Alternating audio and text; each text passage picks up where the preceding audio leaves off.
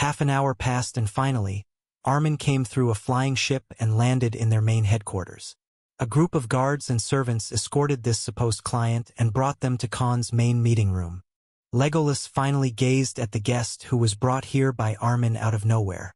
A 5 feet 7 inches tall human with ashen hair whose lower half face was covered under a brown cloth, adorning the white robes of an alchemist which had golden intrinsic patterns in various parts of the clothing while wearing a blue shirt underneath, came into sight. "This is Sir Edmund Thandruel," introduced Armin in a respectful tone. Legolas nodded and shook hands with this human saint. If Armin was giving him such respect, then Khan evidently understood that the alchemist in front of him was no joke. Soon, Armin explained how he met this person as they sat on comfortable sofas and shared a drink. Edmund just arrived in Alfheim today and registered himself in the association. There was a discussion among alchemists in a hall sharing their knowledge and opinions about alchemy recipes. Armin frequently went there in his free time because like-minded people gathered there and shared a lot of knowledge of their craft. Some people also sold alchemy recipes and ingredients if one paid the right price. So it was like heaven to all the alchemists in this part of Zivet Empire. Armin himself had no shortage of money, but he went there to broaden his horizons and also find ways to improve upon his skills. Unlike other subordinates, he wasn't the kind who often fought battles despite being a part healer. And he had mastered a lot of recipes and stuff, but he was still stuck at peak Grandmaster Alchemist rank ever since their time in the Verlassen fiefdom of Rocco's empire. Because he had abilities received from both Prithvi, a peak Grandmaster Alchemist Khan met in the capital Rathna and Ashikvatika, a legendary rank monster they hunted in Verlassen. He possessed top-notch skills for long. Many of them couldn't be matched by the top healers of all 3 empires they've traveled to so far. But this was also Armin's cage, because he never managed to surpass his own skill ranks or created new techniques in alchemy. Hence, there was no growth in this sector over the past 3 years. Thus, to look for inspiration and think outside of the box, he often visited the Alchemy Association. But today, suddenly 2 saints challenged each other over their mastery of a recipe to cure a type of poison, ending up causing a commotion that led to official competition. This was a common occurrence in their field, and there were facilities in the association to hold such bouts. Alchemists didn't fight with their fists but with skills and knowledge. And many times, even other alchemists got inspiration from watching these matches, so it was always full. But today, suddenly one of the competitors turned out to be a saint alchemist.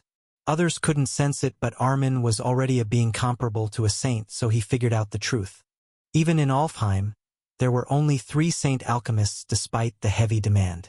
Each one was a brand on their own. These people were just as respected and in demand as saint blacksmiths and artificers. Saints were already rare in the world. Even among them, those who reached this rank in alchemy were like miracles. And there were over 20 peak grandmasters like Armin already, so this general had no advantage in this empire in terms of skills. Armin took this chance and made Edmund's acquaintance while introducing himself as Darwin Gurdari, his current persona in the Elven Empire. As he himself was a saint, Edmund decided to give him face and shared a meal with him. There, they talked about various things related to alchemy. But during that exchange of pleasantries, and thus, he needed a lot of resources that grew in either natural habitats or dungeons to officially start his company. Right then, Armin revealed his background to the Saint Alchemist as one of the commanders of Misthios. Even Edmund was taken aback because he had already heard about Misthios' guild. Alchemists often needed resources that risked their lives in finding, thus hiring adventurers and mercenaries was a common thing. So he obviously inquired about the top guilds of the city. Hence, Edmund decided to come and meet Legolas after Armin's recommendation. Legolas then shifted the topic of conversation to business real quick. Edmund was in need of a large amount of resources and didn't lack money, but time was of the essence for him. Legolas then told how they usually did business in terms of payment policy. The second stage human saint was elated and also felt inclined to officially hire them as well. But right when they were at the end of their conversation, "Master, make a deal beneficial for me," said Armin and relayed a few plans of his own. Khan then decided to make a proposition. "Mr. Edmund, actually, I have a business plan for you since you're planning to settle in Alfheim. This will be beneficial to both you and our organizations in the long run. Spoke Legolas in a calm voice. Edmund was surprised but then gestured that he would at least listen. From now on, our guild will provide your organization that you will establish with all the materials required. Also, our services to your company will be provided free. It includes the protection of your assets and employees as well. Proposed Legolas. Well, it does sound like a tempting offer. So what's the other side of the deal? Queried Edmund, his voice revealing his age to be a man in his mid-30s. In return, I have 2 conditions. 1, your company should become our official business partner. He stated confidently. I might consider it. What's the other? Asked the human alchemist with a curious gaze. A deal like this would greatly save his expenses and solve many troubles even if he had to share profits. Because in the end, he too knew about the reputation and might of Misthios' guild. As the last one, it's a very simple one. Spoke Legolas as he revealed his intentions. Make Darwin your disciple. Legolas outright proposed his idea for a business plan for the Saint Alchemist's future company and tried to reel him on their side. Although they had Armin as peak Grandmaster Alchemist, Alfheim already had 3 Saint Alchemists setting their enterprises since decades. Thus, they had to use his skills only for taking care of their own people and creating their own supplies such as potions for health recovery and poison antidotes. But after Armin introduced Edmund to him, he felt like this was a godsend opportunity for them to venture into a new business sector. Hence, the Elf Guild leader couldn't help but make this proposition. Edmund, on the other side, was too stunned and was absorbing this information. One could feel that he was lost in deep thoughts despite half of his face being covered under a mask. With each passing second, he racked his brain and went through the pros and cons. Saints could think at an extremely fast pace than normal inhabitants of the world, so it only took him 10 seconds to reply. I accept this arrangement. If you hold your end of the deal, I will hold mine. Spoke the man in alchemist robes. Although it seemed it was a quick decision, the human saint had given it a thorough thought. Because in this setting, there were too many benefits for him no matter how he looked at it. First, one had to spend a lot of money to buy the ingredients and raw materials for alchemy products at market price. Unless one had billions of Ithakar or owned a vast territory full of resources. There was no other way around it than purchasing all these resources by themselves. Second, the operational cost could not be overlooked either. Acquiring and processing these materials, then using storage facilities as well as spending a great amount on transportation costs along with the money spent on the security of their products. The burden on one's wallet was never negligible. But in this deal proposed by Legolas, the Misthios Guild was going to acquire these resources, take care of transportation as well as security and deliver the materials to their company safely. And all of that for free. Even if Edmund shared 50% of profits, he'd make a ton of money than normal standards because he's saving a lot on manpower, protection, and buying resources on his own. 3. Taking Darwin as his disciple. It wasn't a big deal. Instead, having a peak Grandmaster Alchemist working under him would save him a lot of trouble than hiring one to work for his company at a high salary. This would also greatly alleviate pressure from his own shoulders. In all ways, this was a winning deal for him. The only downside was that he'd be greatly dependent on the Misthios Guild and will have to share his assets and income. There was no free joyride in the real world. You had to lose something to gain something of higher value. In the end, overwhelming benefits always won against considerable sacrifices. Thus, the Saint Alchemist accepted this business proposal instead of playing hard to get. Legolas and Edmund then formed a contract between themselves, and the former also promised to provide help in establishing the latter's new company in Alfheim. What he didn't know was that Consalvator was as devious as they come. 2 days later, the Misthios Guild's envoy arrived at a particular region. The group was led by none other than Raiden and Rudra, the 2 poster boys of the guild who were famed to be 4th stage saints. And the territory they had come to visit was ruled by one of their oldest clients. Count Horik, the exalted noble, and their second client for whom Raiden had killed 4 legendary rank monsters for. This time, seeing both Raiden and Rudra, the Count and his sons were perplexed and felt a lot of pressure on themselves. Last time, because of the arrangement with cores in the payment and giving them the bodies, their territory and treasury recovered by a lot and their losses were mostly recovered by now. Raiden was already a very powerful being in their eyes, but now, after seeing Rudra, another fourth-stage saint, the old count with wasteling gray beard was dumbfounded. Omega then handed out a letter written by Legolas to Count Horik. The latter was already thankful for the last job they did for his territory. Thus, they wanted to create deep ties with their guild. With the Misthios Guild now becoming really popular even among other noble factions as well as having another powerhouse join them, he was even more eager to do so. "So he is calling in the favor, huh?" said the old man after reading the letter. The sons also read the letter and frowned. But after discussing a few things between themselves, they resigned to their circumstances. What Legolas was asking them to do was going to cause them a few losses in earnings. In the letter, he was requesting to give the Misthios Guild special treatment for a particular form of a deal.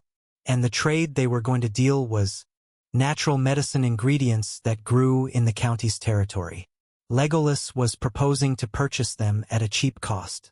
Previously, when Legolas came to this exalted noble's territory, he saw how it was filled with natural resources, more than what people could harvest from dungeons. The territory's main commerce came from these very things as they were one of the biggest trade points for alchemy resources found in the nearby 500 kilometers. Thus, Legolas decided to use the favor they owed him after he gave a very big discount when they killed all the 4 legendary rank creatures. To Edmund, it would seem like Misthios Guild bearing the operational cost to get the materials that obviously would not come cheap. But in reality, Legolas was spending 20 to earn 50, his profit being 31.5 times more than what he invested. 1 week later, a group of tall humanoid beings visited the guild headquarters, and the guests being their third clients, Orion Greyborn of the Greyborn tribe, composed of Lucayon species, showed up with the tribe council members. In this meeting, Legolas made an agreement with them that they will provide security for the clan every year for free from now on during the monster tide. But in return, they had to sell them natural minerals, ores and metals that were mined in their territory at a big discount to the Misthios Guild. Sigurd aka Blackwool was specifically present in the meeting. Feeling his presence, the envoy of the Greyborn tribe was instantly reminded of his skills and how he single-handedly saved their tribe without causing any bloodshed. He was the only person in Misthios Guild they honestly respected. Thus, they didn't show much reluctance and made a deal with Legolas. However, none knew that this was a crucial part of the elf's plans he made the very day they came to him as clients. 2 weeks later, Legolas met with their first ever clients, the 3 Kebika merchants. In the end, using a quick and effective route was a really important factor. The Misthios Guild needed a traveling network to easily roam across various regions close to Alfheim. So who better a choice than a corporation that had widespread channels of trading routes and multiple flying ships? Legolas made a similar deal with the 3 Kebikas, namely Reuben, Hariv, and Zypon. He proposed to lower the payment in return for having easy access to their caravans, flying ships and space to store the raw materials that they were transporting. This way, they also saved a lot of money and could traverse to various regions for other jobs and clients easily as well. 1 month later, the Misthios Weapon Forging Company officially made its debut. And the enticing as well as selling point of this company was that it was led by a Saint Blacksmith. The person whose name was on the banner was a newly ascended old human who was also Saint Blacksmith. And that was none other than Zeus. Zeus was a persona con used in the Rakos Empire as the main leader of 7 deadly sins. Even there, other than the core members, no one had seen him. So using this identity here was no problem at all. One of the doppelgangers Khan had allocated for blacksmithing practice took Zeus' identity. In reality, all 5 of them were going to work for this company and make top-grade weapons and armors. This was also a way for Khan to make use of his skills and knowledge he learned from Thrak in this empire. A human blacksmith saint. This was more than enough to gain instant fame in Alfheim. There were a few saint blacksmiths in the city, but given Misthios Guild's reputation and big guns, even if they started a company of their own, who in the hell would dare to create adversities for them?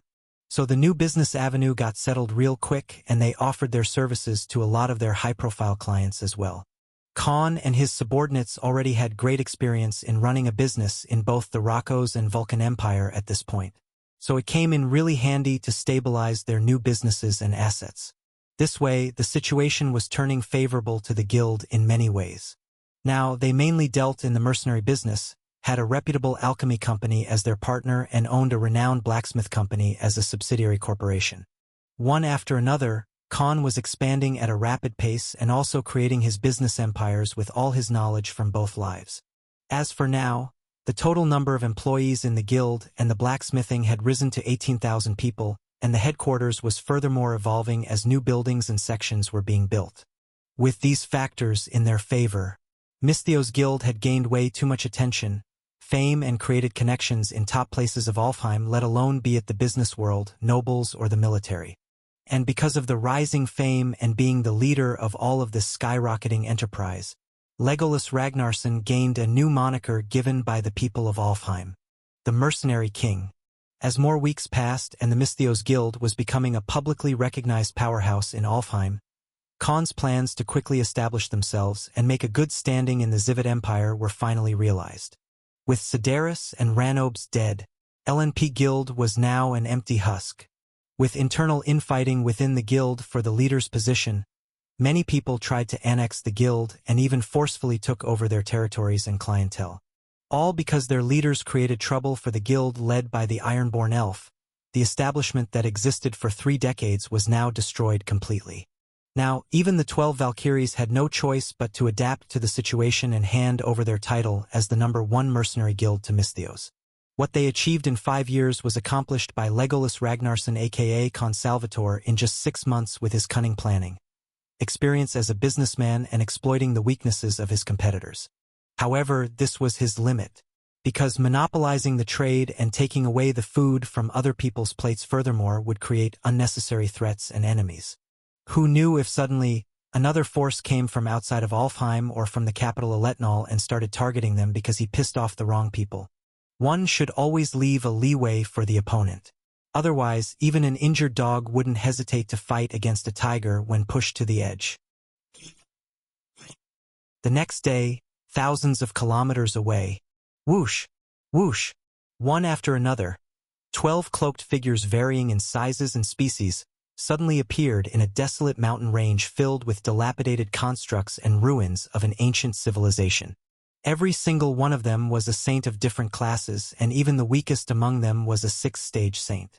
And the place all these powerful individuals appeared at was no man's land. One of the saints, who was 4 meters tall and had 2 brown horns coming out of his hood while having his entire body covered in a gray cloak, slowly descended towards a dark cave entrance. This cave was the very spot Khan had stayed in for over 10 days after running away from the Vulcan Empire. He stretched out his gray-skinned hand with long black nails, and soon, a ripple of blue pulsating magic formation spread across the cave. He opened his eyes, which had yellow iris in them, and flew back towards his allies in the sky. No wonder we didn't find him in those empires till now. The hero of darkness was hiding here quite some time ago. Spoke this tall being, who seemed to be a 7th-stage saint based on his aura. So he used those 2 7th-stage saints to create a decoy so we'd follow them, and meanwhile he came back here. If we had known it before, we would have found him long ago. This new hero is indeed crafty, said a female in a blue cloak who had gills on her neck and lustrous skin with fish scales on her arms. Yes, but there is no more trail left. Just as I suspected, he has unlocked the dimensional law and even received enlightenment in it. Given the way he chose to travel using true dimension, I'm confident that he has received at least 2 enlightenments in space law. Spoke this figure who investigated the cave. This 7th-stage saint was a being from the Erdv Empire, the one which served the god of space. Then it leaves us with only 2 possibilities. He is either hiding in Rocco's empire or the Zivid Empire, said a being under a yellow cloak who was very thin in stature and had a voice that of an old-aged man. Can't you track back time and see where he went from here? Asked the female from the Tengair Empire, which served the god of sea. Not possible, My time tracking skills can't track someone if they left that place more than 2 months ago. If we had come here sooner, he would already be in our custody," replied this individual who had wrinkled skin and the aura of a 6th-stage saint. "Then where should we go? Rocco's empire. They're very hostile to us. Even though they don't have an 8th-stage emperor now, the empire still has many arrangements made by the previous imperial family as well as magic formations to detect and kill us. Not only that, if we go there, it will be a declaration of war. No diplomatic approach would solve the misunderstanding, and both Vulcan and Zivet Empire would be the ones to bear the brunt of an open war. If we are the root cause of this incident, none of us will be able to bear the consequences despite our previous agreements. There's a limit on what we can do," spoke a being in a dark red cloak whose body was constantly emitting small waves of fire. This individual was none other than the Fireborn Prince, who faked his death to avenge the 7th heroine of fire after the 8th hero of darkness killed her 300 years ago. "Yes, our authority does not reach there and we will be attacked. Even staying in no man's land for too long is risky enough to cause an international dispute. Our time is limited here," spoke the 4-meter-tall saint from the Empire of Space. "So I guess it leaves only one choice. We must leave for the Elven Empire." Another 3-meter-tall saint who was also a 7th-stage saint, cloaked in brown clothes, spoke with a grim voice. Just then, one of the saints donning a green cloak decided to speak up as he took off his hood. Long ears, golden hair and bright white skin. This individual revealed himself to be a high elf. Nobody here knew his origin other than the fact that he belonged to the Elven Emperor class from the Imperial clan of the Zivet Empire. "I will relay the message to His Majesty that we will conduct our search in my home empire first. If we do not find him there within a year, then we will have no choice but to infiltrate the Rocco's empire despite the risks." He spoke with a reassuring voice. "You're right. Entering the Rocco's empire should be our last choice," spoke the saint who had perfectly hidden his appearance in a brown cloak. Just then, the Fireborn Prince spoke again. "The new hero of darkness. We have to find him at any cost. Otherwise, he will create a great imbalance with his 2 divine keys when the time comes." In truth, all of these people had a secret mission other than capturing Khan: to find and get his core for themselves and their respective empire. This whole revenge team setup had hidden intentions as well. In truth, everyone was as divided as they could be while maintaining the facade of unity under a common cause of hunting the new hero of darkness. But little did they know that their next destination was exactly the place where their prey was hiding. The following day, Legolas was running through some documents while going through a tally of records regarding their income and expenditures along with all the new tiers of mercenaries they had rearranged after hiring thousands of new employees recently. With each passing day, he had to do more work inside the office than out in the field. Thankfully, he had 5 more doppelgangers after his rank up to 3rd-stage saint who worked inside the dimensional domain. Thus, his workload was greatly reduced compared to his beginning days. But right when he was completely focused, "Master, pull me inside your domain." Suddenly, Ronan in his scorpion persona appeared out of nowhere and urged Khan. "What happened?" asked Khan. "No time to explain. Just do it." Khan didn't spare another moment and pulled Ronan inside his domain at a particular region of his domain which was now 30 kilometers in total range. Right at this moment, the subordinate Ronan is making a breakthrough, informed the system. Boom! A massive and chaotic burst of green and black aura erupted and Khan was thrown a kilometer away just from the shockwaves. Thankfully, his domain was like a separate pocket dimension that didn't exist inside or affected the real world. Otherwise, this eruption of world energy would have destroyed their entire building like an atomic bomb. Khan adjusted his footing after deactivating the darkness barrier he had used to protect himself at the last instant and saw the aftermath. "Arf!" screamed Ronan in pain as if he was undergoing some sort of torture. "Congratulations to the host. The subordinate Ronan has leveled up and become a being comparable to a 2nd-stage saint," reported the system in its usual lifeless voice. However, this wasn't the end of it. Visible ripples and waves of white and golden aura suddenly started exuding out of Ronan's body, and he transformed into his Thanatos form. This was Ronin's true legendary rank form that he had only used once in a battle so far. He had only one red eye at the center of his head, while two 10-meters-long blades as his forearms. There were 4 blue extensions coming out of his back, while the waist had a 50-meter-long tail. His entire body was covered in white and red exoskeleton armor, and his entire figure was 150 meters tall. But in the following moments, his aura started becoming denser and more oppressive, even to Khan, as Ronin was undergoing a transmutation and his body was reforming at a visible rate. Soon, his height rose by an additional 100 meters, and the blade forearms were covered under golden flesh as they turned into proper arms this time. The red eye disappeared from his face but then reappeared at the center of his chest. Many golden vine-like extensions came out of his back along with 4 long horns on his head, and soon his white and red exoskeleton armor turned into a combination of white and golden. The transformation finally stopped and Khan walked closer to him. "Master, stop!" warned Ronin despite his sorry state. Boom! Another massive explosion erupted and sent Khan flying again. This time, the intensity was 5 times stronger and covered 5 kilometers of radius inside the dimensional domain. "Ah!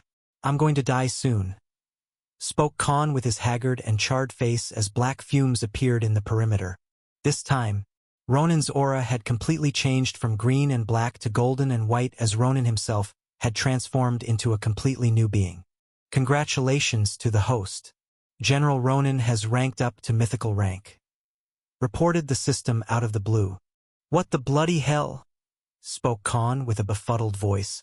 "Show me his details quickly." Following are the statistics and abilities. Name: Ronin. Species: Thanatos. Variant: Soul Reaper. Job: Spirit Assassin.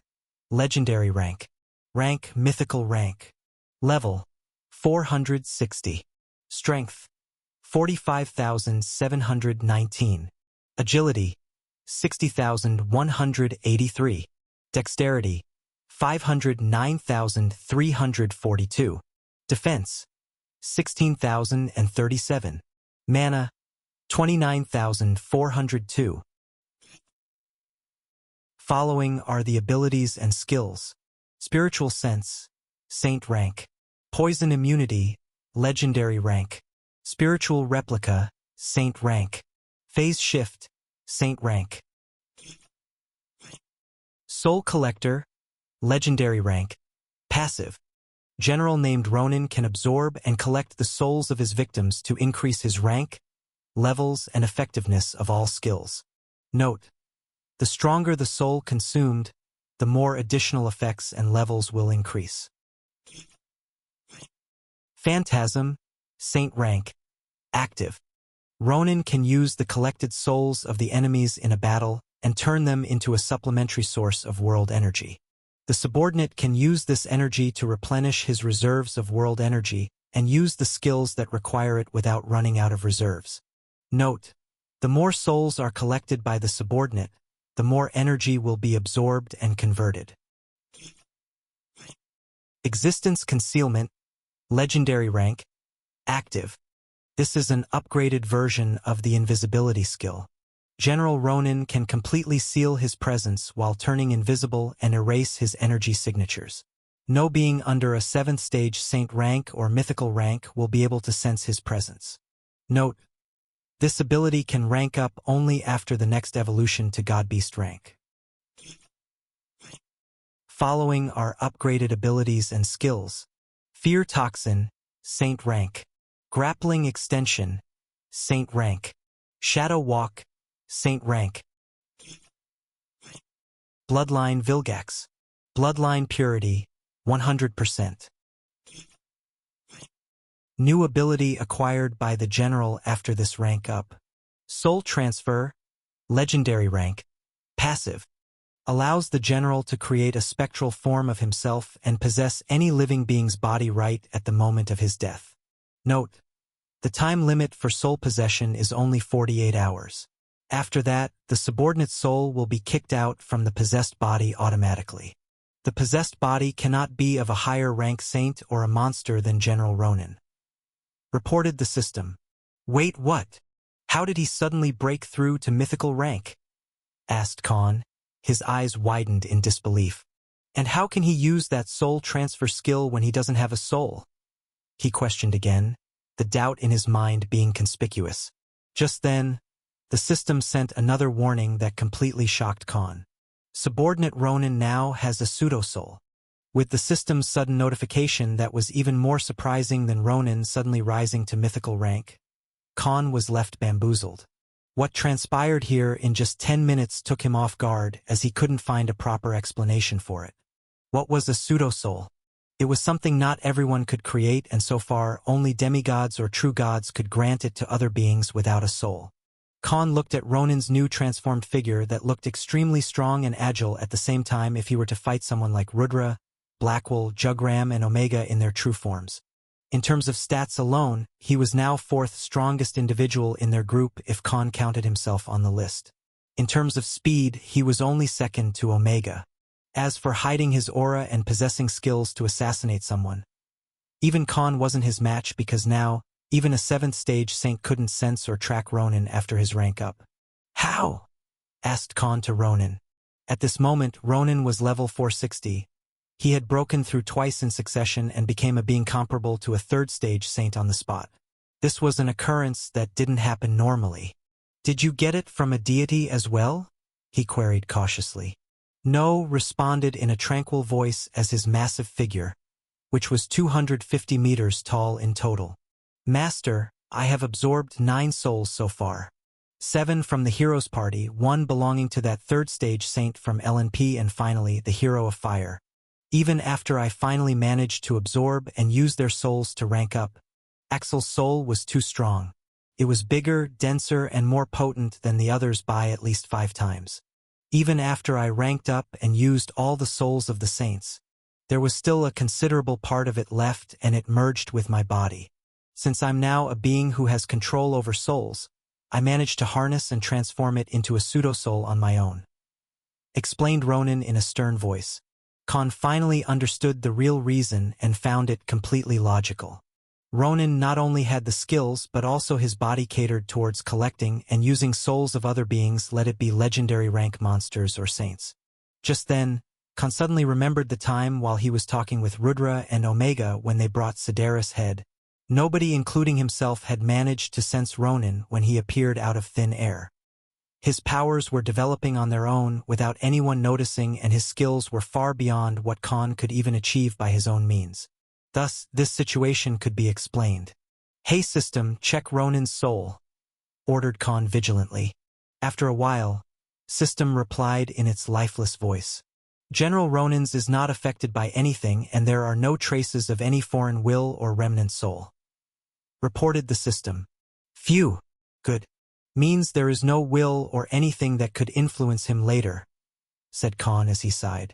Because the matter of souls wasn't that easy. For example, Rathnar died 800 years ago, and even half of his soul that Khan was extremely strong. If not for the help from the system, Rathnar was fully capable of controlling Khan's body and pushing him into the back seat at his will. Thus, Khan was wary of Axel's soul somehow affecting Ronin. Soul transfer, huh? Spoke Khan with a skeptical tone. Although Khan had the means to resurrect his subordinates as long as he could provide the required resources, Ronin's new ability was simply too terrifying.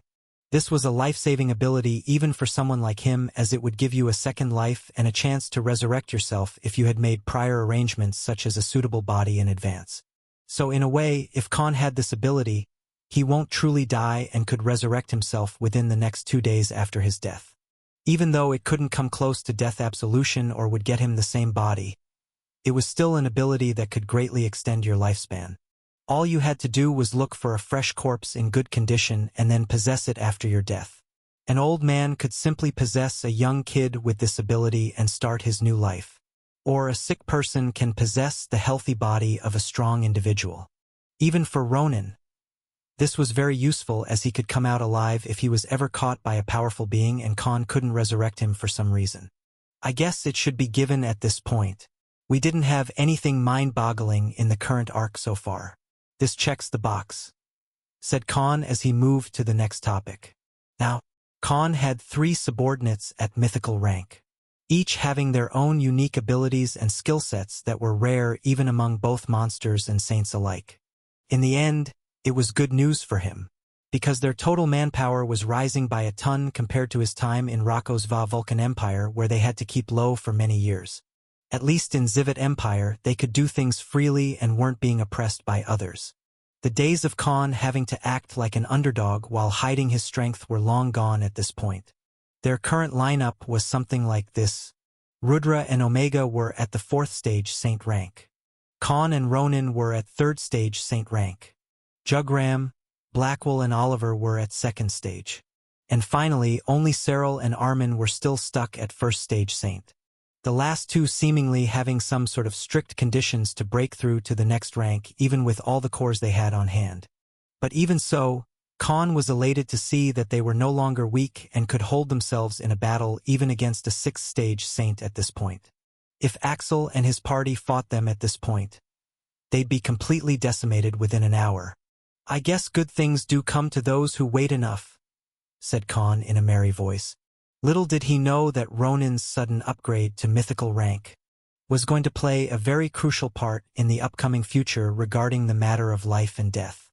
The next evening, Legolas came to visit a particular building with intrinsic architecture full of light brown and green, giving it a sense of calmness and a classic forest-like feel as the massive 10-story building spread across 2 kilometers came into his sight. Trismegistus Alchemy Enterprise. This was the name of this company, which was owned by Edmund Thandruel aka the Saint Rank Alchemist and also the official business partner of the Misthios Guild. Legolas was escorted by official attendees and then came to visit the human alchemist. However, the place he met them was not an office but an alchemy laboratory.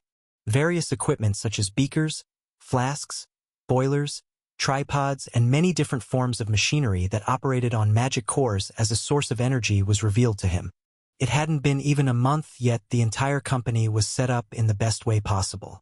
This showed Khan that Edmund wasn't a newcomer to running an operation of this scale, and a company this big where more than 3,000 employees worked to produce quality products.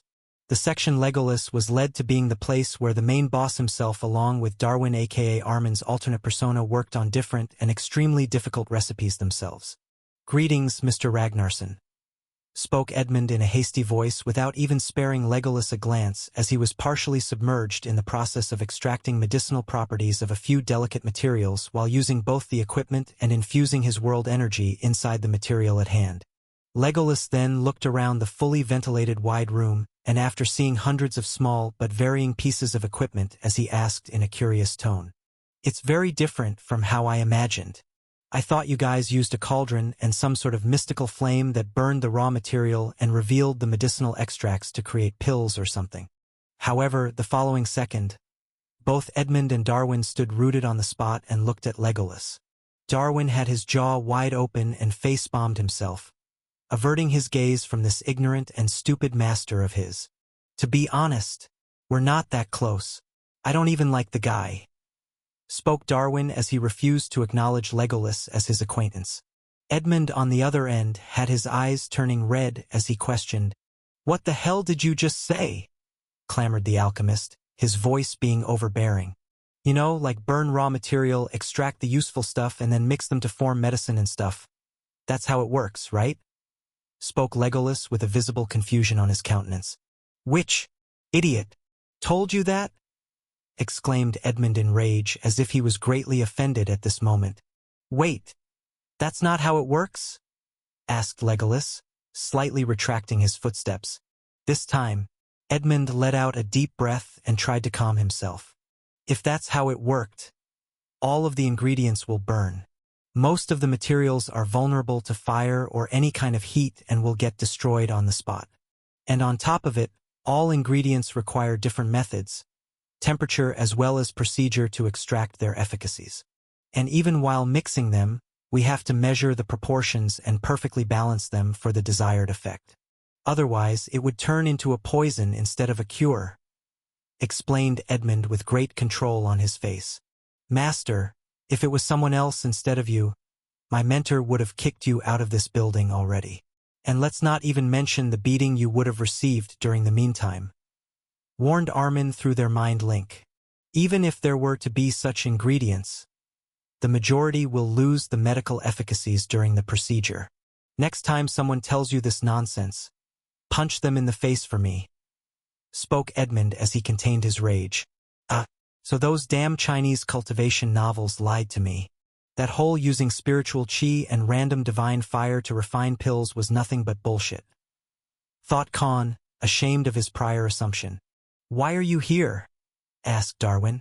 Actually, I was here to negotiate the terms of our contract with you, Sir Edmund, spoke Legolas in an apologetic tone. What alterations do you want? Asked Edmund with a slightly hostile expression. I hope you can include him in this deal, said Legolas and pointed towards the exit door. Step, step. In the following moments, a young man in his teenage years who had slightly long and wavy black hair walked in. This young man with blue eyes was donning a very high-quality white and blue robe of alchemists. His height was short and his overall figure was lithe, but the impression he gave off was that of an intellectual scholar. Who is he? Asked Saint. His name is Merlin Camilla, introduced Legolas. It's an honor to make your acquaintance, Sir Edmund, spoke Merlin, the young alchemist. I hope you can accept him as your disciple as well, requested Legolas. In reality, this was another one of Khan's new doppelgangers he gained after the rank up to 3rd stage Saint. Just from the earlier exchange, it was apparent that Khan was nothing but an oblivious fool to the alchemy profession. And since Khan was busy leading Misthios as Legolas and most of the other doppelgangers were already busy with their respective tasks, he decided to use one of the new 5 doppelgangers to learn alchemy. Mind connection, skills, and memories were shared between him and his doppelgangers in real time. Thus, whatever he acquired through knowledge and skills would go to the original body as long as the doppelganger was within 100 kilometers radius of the original body. So this morning, he created a new persona of a youth who aspired to be an alchemist. He changed his appearance using the metamorphosis bloodline. He looked like a young and thin and short-stature man. But his enema was that of a scholar. As for why Khan was asking to learn from the Saint Alchemist, it was because he had already seen the tremendous benefits of learning from the best in the profession. What he learned and gained from Throck as his disciple was something he could never accomplish on his own. And he didn't have time to acquire knowledge bit by bit like the others. Given his blessings from War Deity and his eidetic memory, it was going to be a much rapid growth if he learned from a Saint Alchemist himself. Even if he only worked as an assistant and started from the basics, he would avoid too many mistakes and improve really quickly. So why would Khan let go of such a once-in-a-lifetime opportunity? This was also something he planned back a while ago.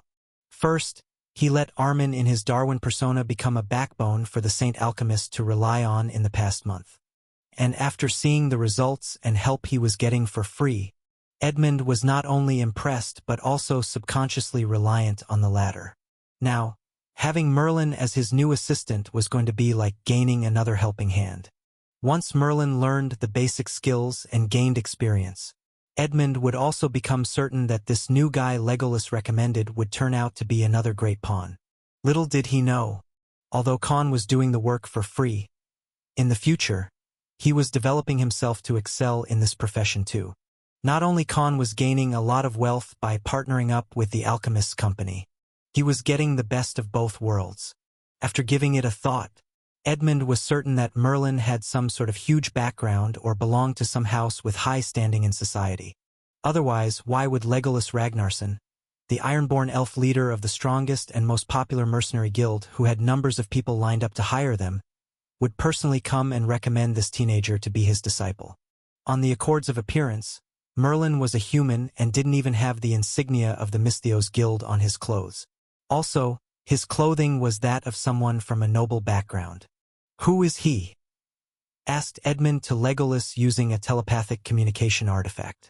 Although I cannot tell you his true identity, just know that he's the son of an exalted noble. They made me a promise to become a long-term client of your company if you let their son learn from you. And trust me, the number of profits would be huge, responded Legolas. Khan had already created a backstory for his Merlin persona and was going to persuade the alchemist to accept his proposition one way or another. Good. Means it will be worth sparing some time in grooming this child, said Edmund and nodded back at Legolas.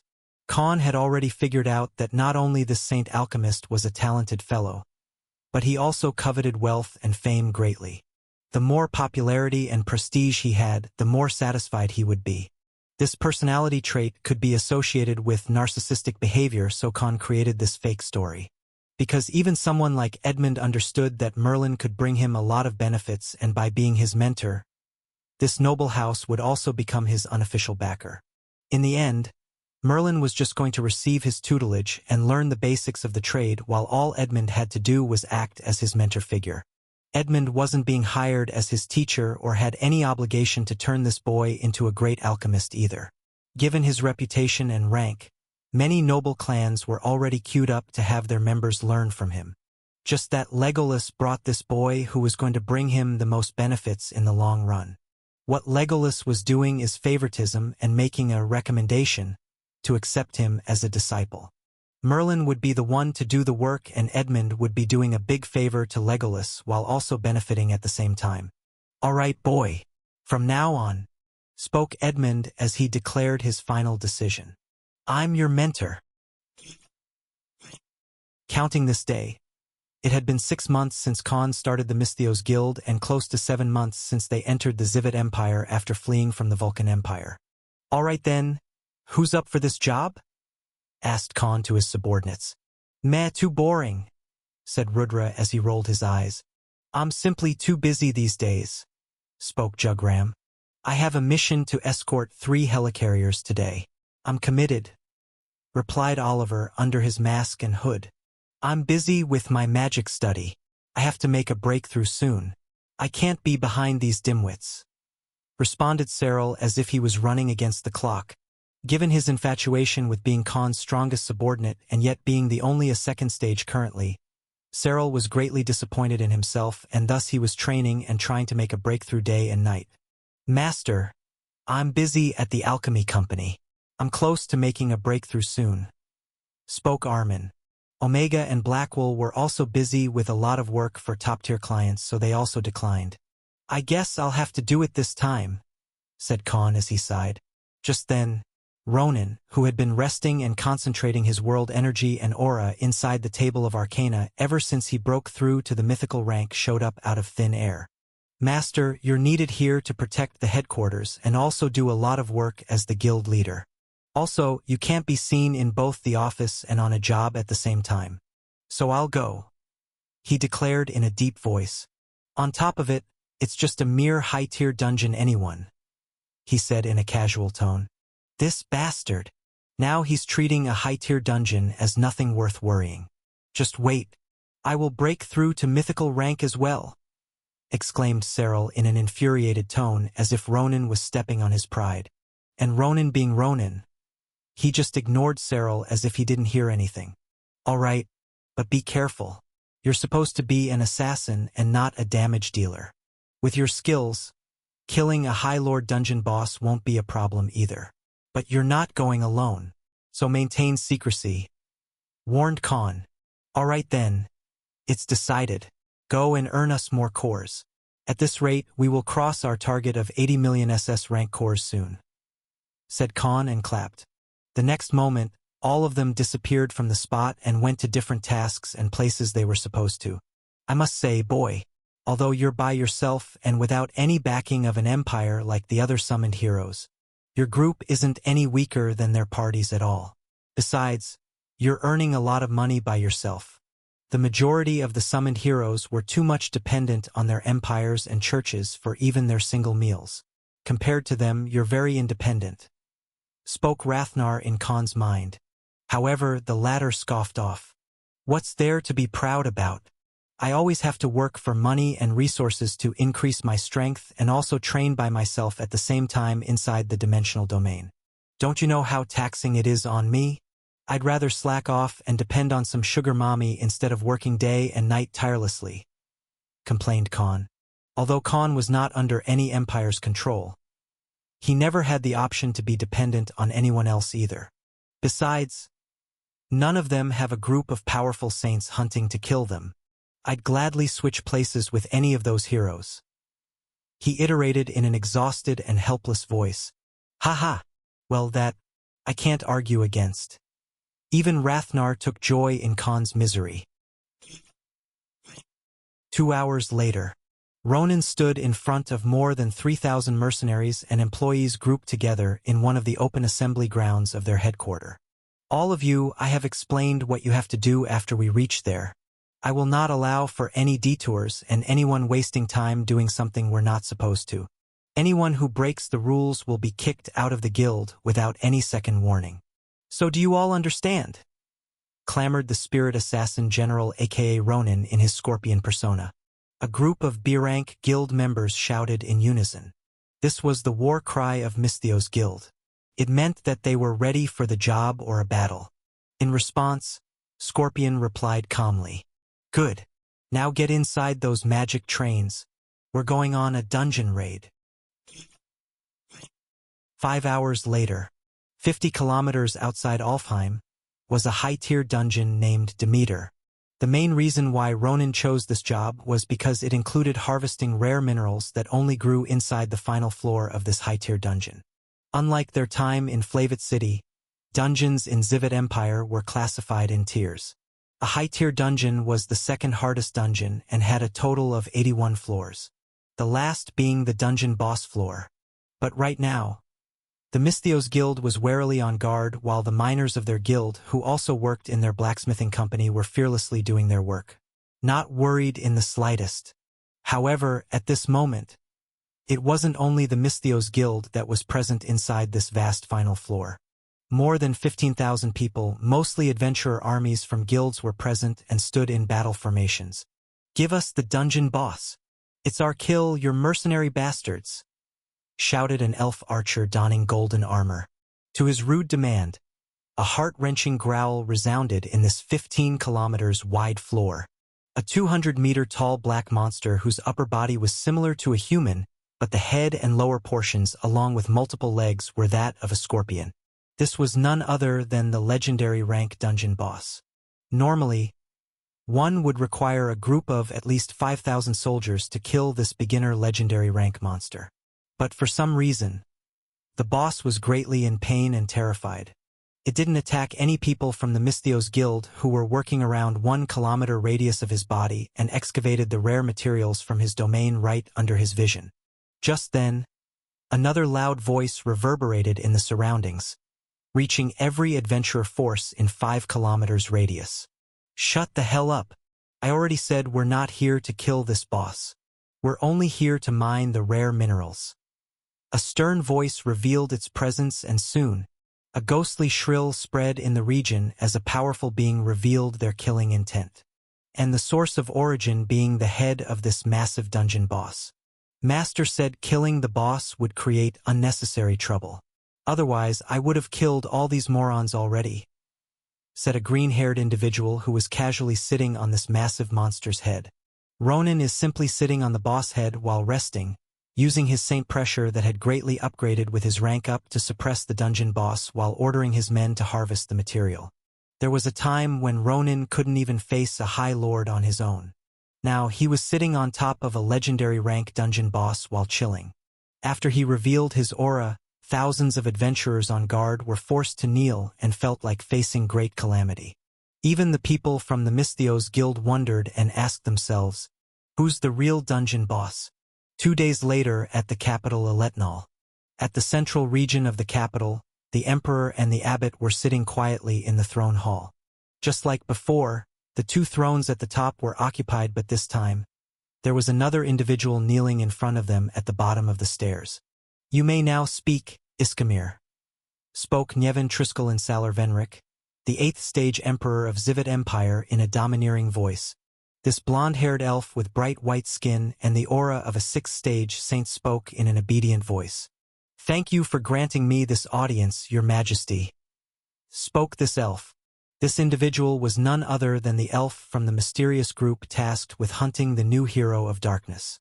Leave the pleasantries aside, nephew. What is your progress in finding the hero of darkness? asked Merrill says in Salar Venric, abbot of the Monastery of Life. By lineage, Iskemir Vagar in Salar Venric was one of the members of the imperial clan and also their family relative. Lord Uncles, we did make some progress. He's not in the Vulcan Empire. Previously, we tracked him to the nearby empires but found that it was just a decoy. Now we're certain that he's either in Rocco's empire or in ours. He reported. But everyone is too cautious around each other. There's no guarantee that everyone won't turn on each other as soon as we catch him. He added to his report. So what do you know about him? Asked the Emperor. We investigated the site of the battle between him and Hero of Fire. He indeed has 2 7th-stage saints with darkness element as his aide, like the Emperor of Vulcan Empire informed us. He revealed while still bowing his head. I thought the cult of Darkborn was eradicated. But it seems like there are still descendants of the cult who still wish to use him to re-establish the Abyss Empire. Spoke the young elf. Of course, how can the cult that existed for more than 10,000 years get wiped out so easily? Even with the fall of the Abyss Empire, there were bound to be few secret branches left in other empires. I'm surprised that they found Hero of Darkness first before anyone else, said the abbot with a stern voice. Iskemir, you must make sure that he falls into our hands. He is too precious to let go after he absorbed the Hero of Fire's divine key. Commended the Emperor, and the next moment, a bright green orb appeared in front of the 6th-stage High Elf Saint. This, spoke the elf with great surprise. Soon, the orb lost its luster and a jade pendant appeared, floating slowly in the air. Yes, this is the former Hero of Life's pendant. You already know that this was one of his most useful life-saving artifacts, said the Emperor. With each use, you will lose 30 levels. But you will be transported out of the danger zone and get teleported to 1,000 kilometers away. Use it wisely and only after you capture the Hero of Darkness. Revealed the Emperor. We allowed you to join that group 300 years ago because we know he was like a big brother to you until the 8th Hero of Darkness killed him and all the other members of your hero's party. But you shouldn't forget that although your revenge is necessary, you must bring the divine keys for the current Hero of Life. Spoke the abbot in an authoritative tone. Once Ervelin absorbs both divine keys, he will become a 6th-stage saint. His soul and body would also transform. You know the aftereffects of absorbing another hero's core, don't you? Asked the Emperor. Yes, not only can they get partial ownership of the divine weapon, but they can also fuse both their original divine weapon with the new one since their bodies also gain affinity of the other hero's element. Once the hero breaks through the 5th-stage saint, they will be able to perform that feat and become even more powerful. This was rumored to be one of the reasons why the 8th Hero of Darkness caused that massacre, replied Iskemir as he clenched his fists tightly, his eyes turning bloodshot. Iskemir was the only survivor of the previous generation's heroes party and had witnessed the massacre of all his friends and teammates. The previous hero was a kind individual and he greatly admired him. But after that massacre and losing all the people who were close to him, revenge became the only goal in Iskemir's life. He gave up on his claim or any right to the contendership to the throne despite being in the line of succession only after the Emperor's son, to join the group that was formed to hunt the 8th Hero of Darkness at that time. He also partook in the destruction and massacre of billions of people of the Abyss Empire in heat of rage 300 years ago, while he was only a 4th-stage saint. After all, they can establish a domain of their own. The more elements it has, the more powerful that domain will be. Spoke Iskemir. Correct. This cannot be achieved by any beings in the world other than the heroes if they absorb other divine keys. Revealed the abbot as he nodded approvingly. Your Majesty, if Ervelin gets the divine keys, not only will he gain Hero of Fire's absolute control on fire and Hero of Darkness control of the darkness element, he will also gain the dimensional domain. Spoke Iskemir as he revealed intriguing news. What is this dimensional domain? Asked the old abbot. My lords, so far, we know for certain that one of the divine abilities he chose is the dimensional law. This was confirmed by the saint from Empire of Space as well. And not only that, he has received 2 enlightenments in space law. Informed the elf. To this revelation, both the emperor and abbot were shocked. 2 enlightenments in one of the strongest and hardest laws to master? All on his own and without a saint in space law as his teacher? What kind of talented freak is this summoned hero? The emperor couldn't help but be astonished by this news. As per my information, even the current hero of space has received only 1 enlightenment in space law despite being mentored by top experts of Erdv Empire, added Iskimir. His growth is too astounding. He should already be a second-stage saint after absorbing the divine key, Flame Scion. This can't do, spoke the abbot with a wary tone. So tell us, what do you need? He asked curiously. As per the pact our clan made with other empires, we need authority and access to search for his traces in our empire. If he is indeed in Zivet Empire, then we're sure to find him within a year by working together. All the empires have ways to track him using artifacts and formations we acquired while destroying Abyss Empire. But they are restricted by range. Thus, we need unimpeded access to all the regions and people to aid us in the investigation while keeping these matters secret. He stated. Then you and that group shall have it. Let's hope he's here and not in Rocco's. Otherwise, things will become unfavorable. Spoke the emperor without a second thought. The early bird gets the worm. Any delay and they'd lose the advantage. What if Hero of Darkness was in some other empire? Then they'd be restricted and couldn't use many plans and means to capture him for themselves. After a few discussions, Iskimir left the throne hall. Soon, the brothers started talking between themselves. The time is coming close. After 2 months, Ervelin and Hero's party will have to go to that dungeon. Spoke the emperor. To his words, the abbot replied confidently. This time, I believe we will definitely succeed. On the southern end of the Zivet Empire, inside Alfheim, Khan held a meeting with his group in their main headquarters building. Our growth is fast. We earned 2 trillion Idikar in just 7 months. And our main goal to earn 80 million SS rank cores is also close to being achieved. All of that thanks to the blacksmithing company and our partnership with Trismegistus Alchemy Enterprise. Revealed Khan to his subordinates. Yes, we wouldn't have managed to achieve all of this while only being a mercenary guild. Spoke and nodded Cyril. So what's our next plan?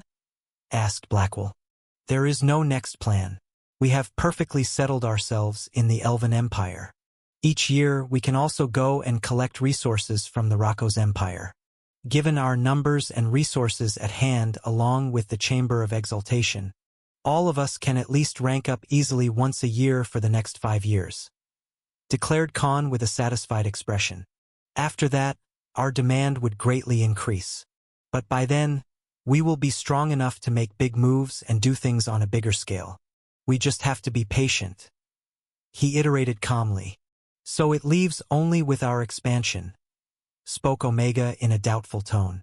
Yes, the only question remains about how we are going to expand our numbers and reach from here. Blatantly hiring would send a message that we're desperate for expansion to everyone else, said Jugram as he folded his arms. I have an idea, spoke Khan. We will simply use a strategy. It's the thirsty man who goes to the well, not the other way around. Here we are the well, stated Khan with an evil grin. We need to exploit that fact in our favor. Spoke Khan and gave a command. Announce this to the whole Alfheim. We're creating a safe haven for all the mercenaries and all their families. Regardless of their job, profession, and origin, everyone is welcome to join. From now on, Misthios won't be just a mercenary guild, said Khan as he revealed a very big move that would greatly affect their future. It will be a sanctuary. 1 month later, thousands of people were heading towards the southern end of Alfheim after anticipating and being excited as they looked forward to a particular event that was about to happen today. All the roads, flying ships, and magic trains were full of people, whether they were someone who was going to partake in what was about to transpire or just act as spectators. In the past month, the entire city spanning 150 kilometers in radius had heard of the Misthios Guild officially establishing a new settlement as they expanded their headquarters, and also hired new mercenaries as their guild members. However, This new announcement didn't just include offering employment to anyone with fighting class professions and the ability to use magic, but to their families as well. The Misthios Guild was basically going to adopt the entire family as their employees, and other than the individual with required qualifications, they'd also offer homes and various forms of facilities and institutions such as free education, magic academics, and work related to the families of these members. This was a step no one had ever taken in the history of their empire, especially not in the mercenary profession. In a way, this step was too enticing for thousands of people regardless of their race with the ability to use magic. Because not only their employment along with fair compensation to their families was promised should they die during a job, but their families would get a lot of benefits and job security. However, if not a single member of the family could meet the conditions, then this offer wasn't available to them. Yet, to many people at the bottom of the social structure and those who were poor and needed jobs, this was a huge opportunity. Thus, thousands of people who awaited this day were flocking like birds towards the main headquarters of the Misthios Guild. Khan, in his Legolas appearance, was waiting inside his office while all the subordinates were tasked to overlook the affairs of the launching ceremony. Many top-tier clients, their respective forces, business organization heads, people of the imperial rule, and even officials from the military were invited for their opening ceremony. There was a section arranged especially for these top figures of Alfheim, and were treated with care and respect while receiving a warm welcome. As for why did Khan go so far? He knew that just having a mercenary headquarters and a blacksmith company wasn't going to cut it. There was a limit on what they could achieve as just a group of hired bodyguards or hunters.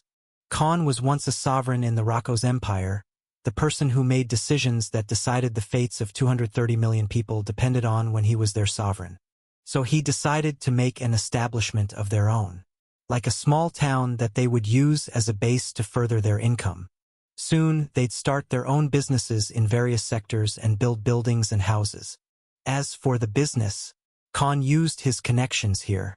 First, he offered Denzel, the three Kebika, Lucyans, and Count Horik to establish their branches here, out of their domain. And thus, their establishment was going to become a massive trade hub, let it be a mercenary or adventurer. They even made an academy for magic practice. Thanks to the efficient elven construction methods and dozens of massive machines that worked on magic and earth element, their construction greatly expanded in the past month, and now 80% of the establishment was developed and ready to use at this point. As long as people signed up according to the qualification, they'd be taught skills to make a living in the world. They'd also be given jobs in the settlements and new companies or establishments Misthios was building, like restaurants, construction companies, service sector.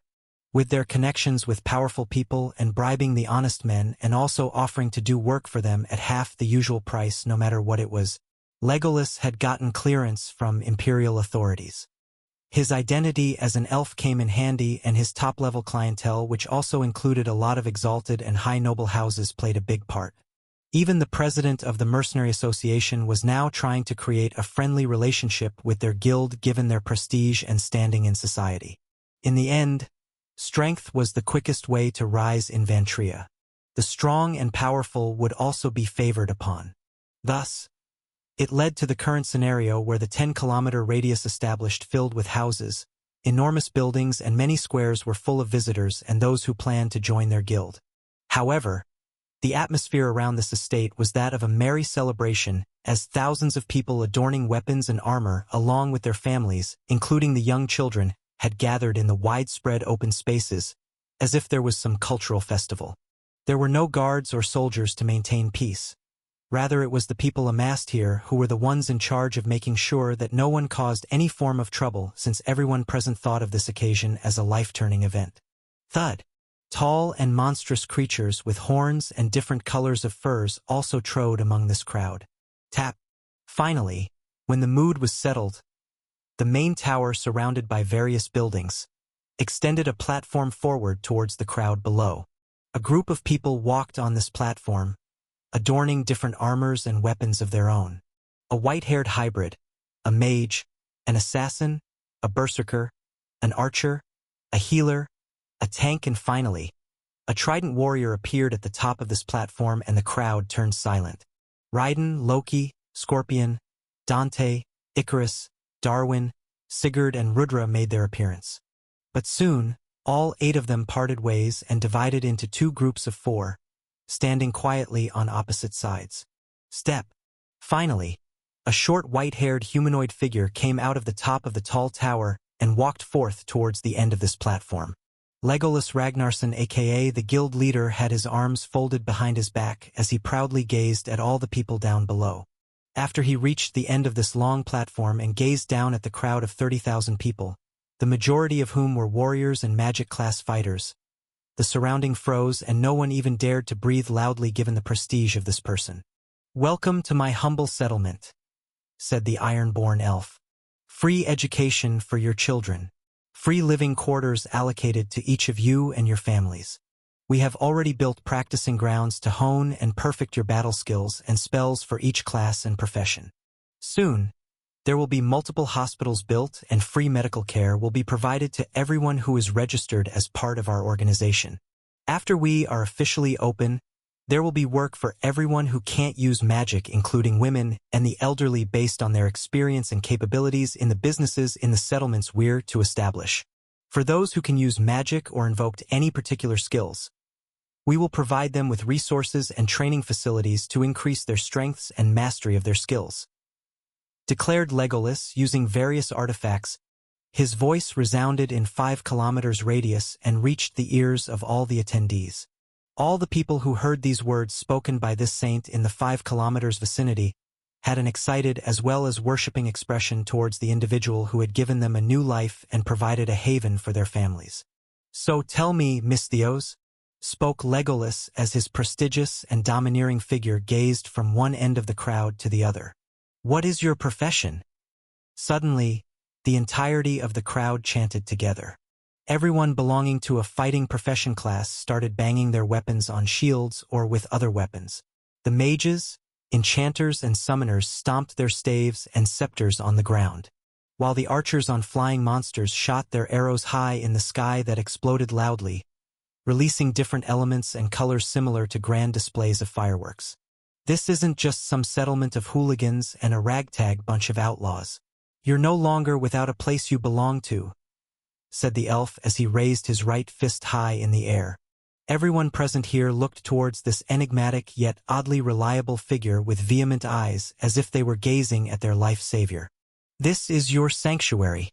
This is your new home," he roared like a lion, his voice reverberating and sending goosebumps to everyone present.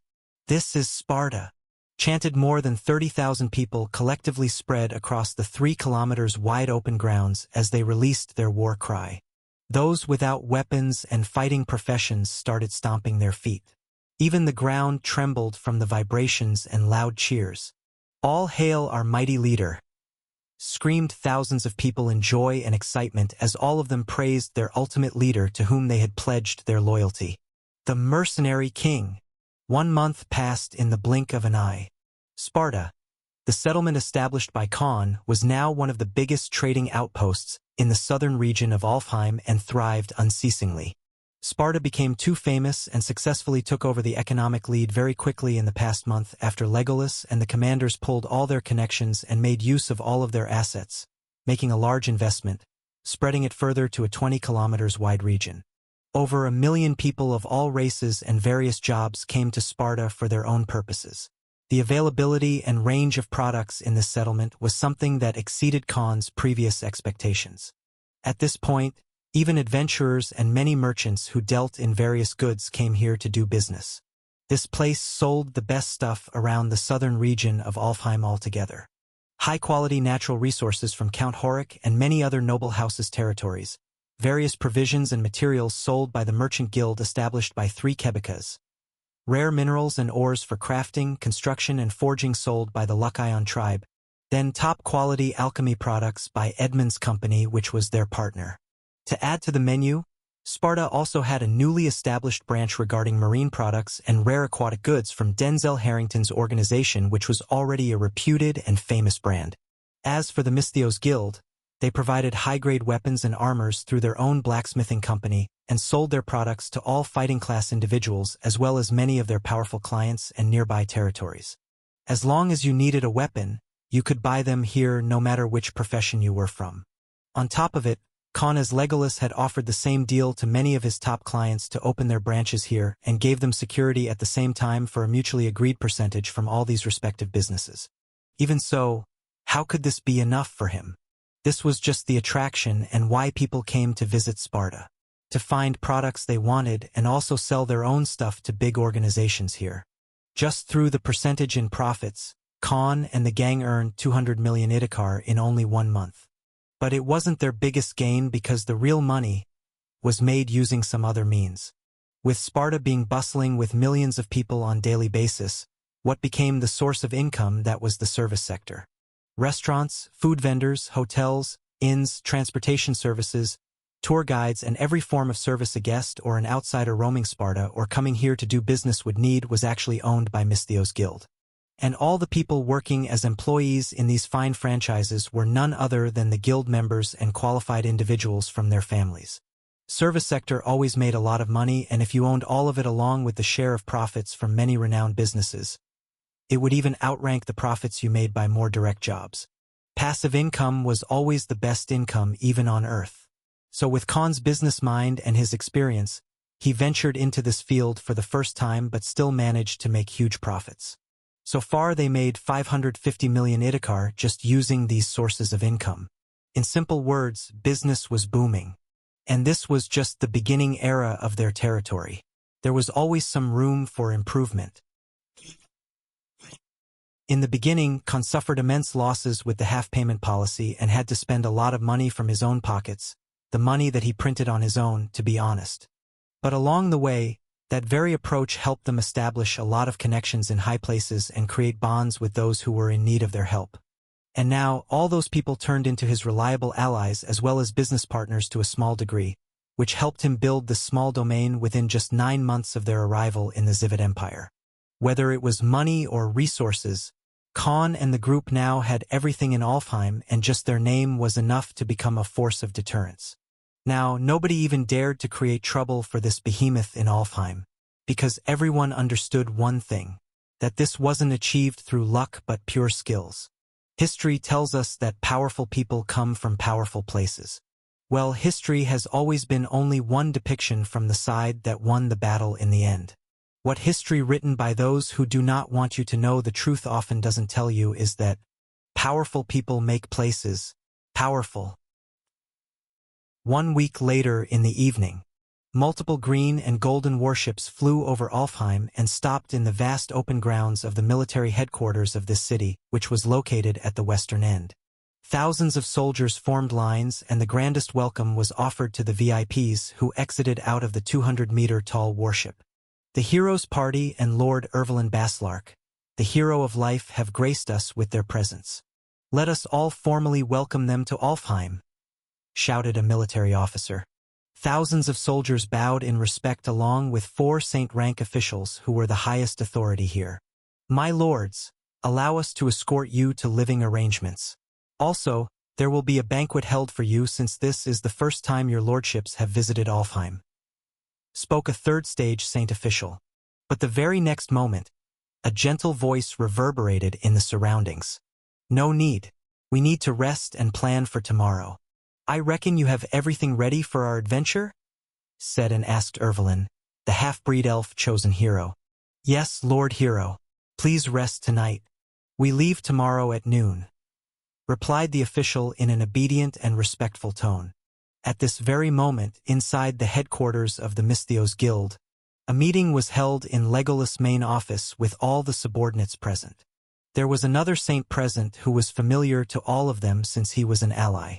I want to hire your entire guild, spoke Edmund Thandruel, the saint alchemist and their business partner. For what job do you need our entire guild? Asked Legolas with a confused and curious countenance. To his query, the human second stage saint replied with a smile. For a dungeon exploration. Most of the members from Misthios were puzzled after the human saint suddenly proposed to hire their entire guild just for a dungeon exploration out of nowhere. You care to elaborate? It's not like we haven't done dungeon exploring for harvesting raw materials for alchemy before, spoke Loki aka Cyril. Argam, let me explain properly. The thing is, I have been secretly developing a new recipe that will be even able to save a gravely injured person, like performing a miracle, for a couple of years now.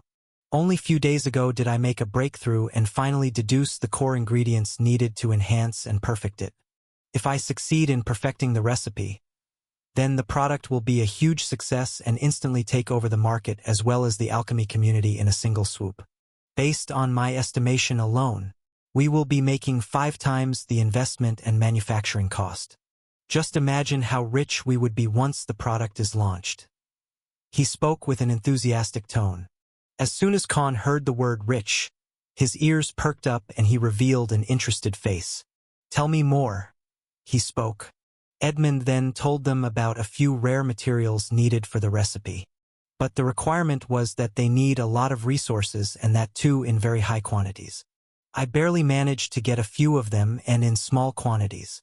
But if I have more potent and better alternatives, it will definitely be a success, revealed the alchemist excitingly. So which ones do you need? And where can we find them? Asked Legolas. That's the main problem.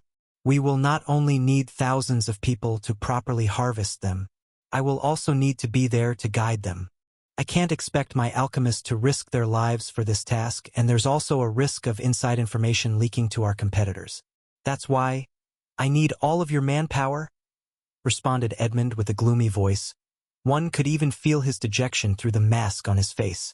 Also, the place where the materials can be found is the biggest issue, since all of them can only be found in the biggest and hardest dungeon in the entire Zivid Empire, revealed the alchemist with a helpless voice. You mean?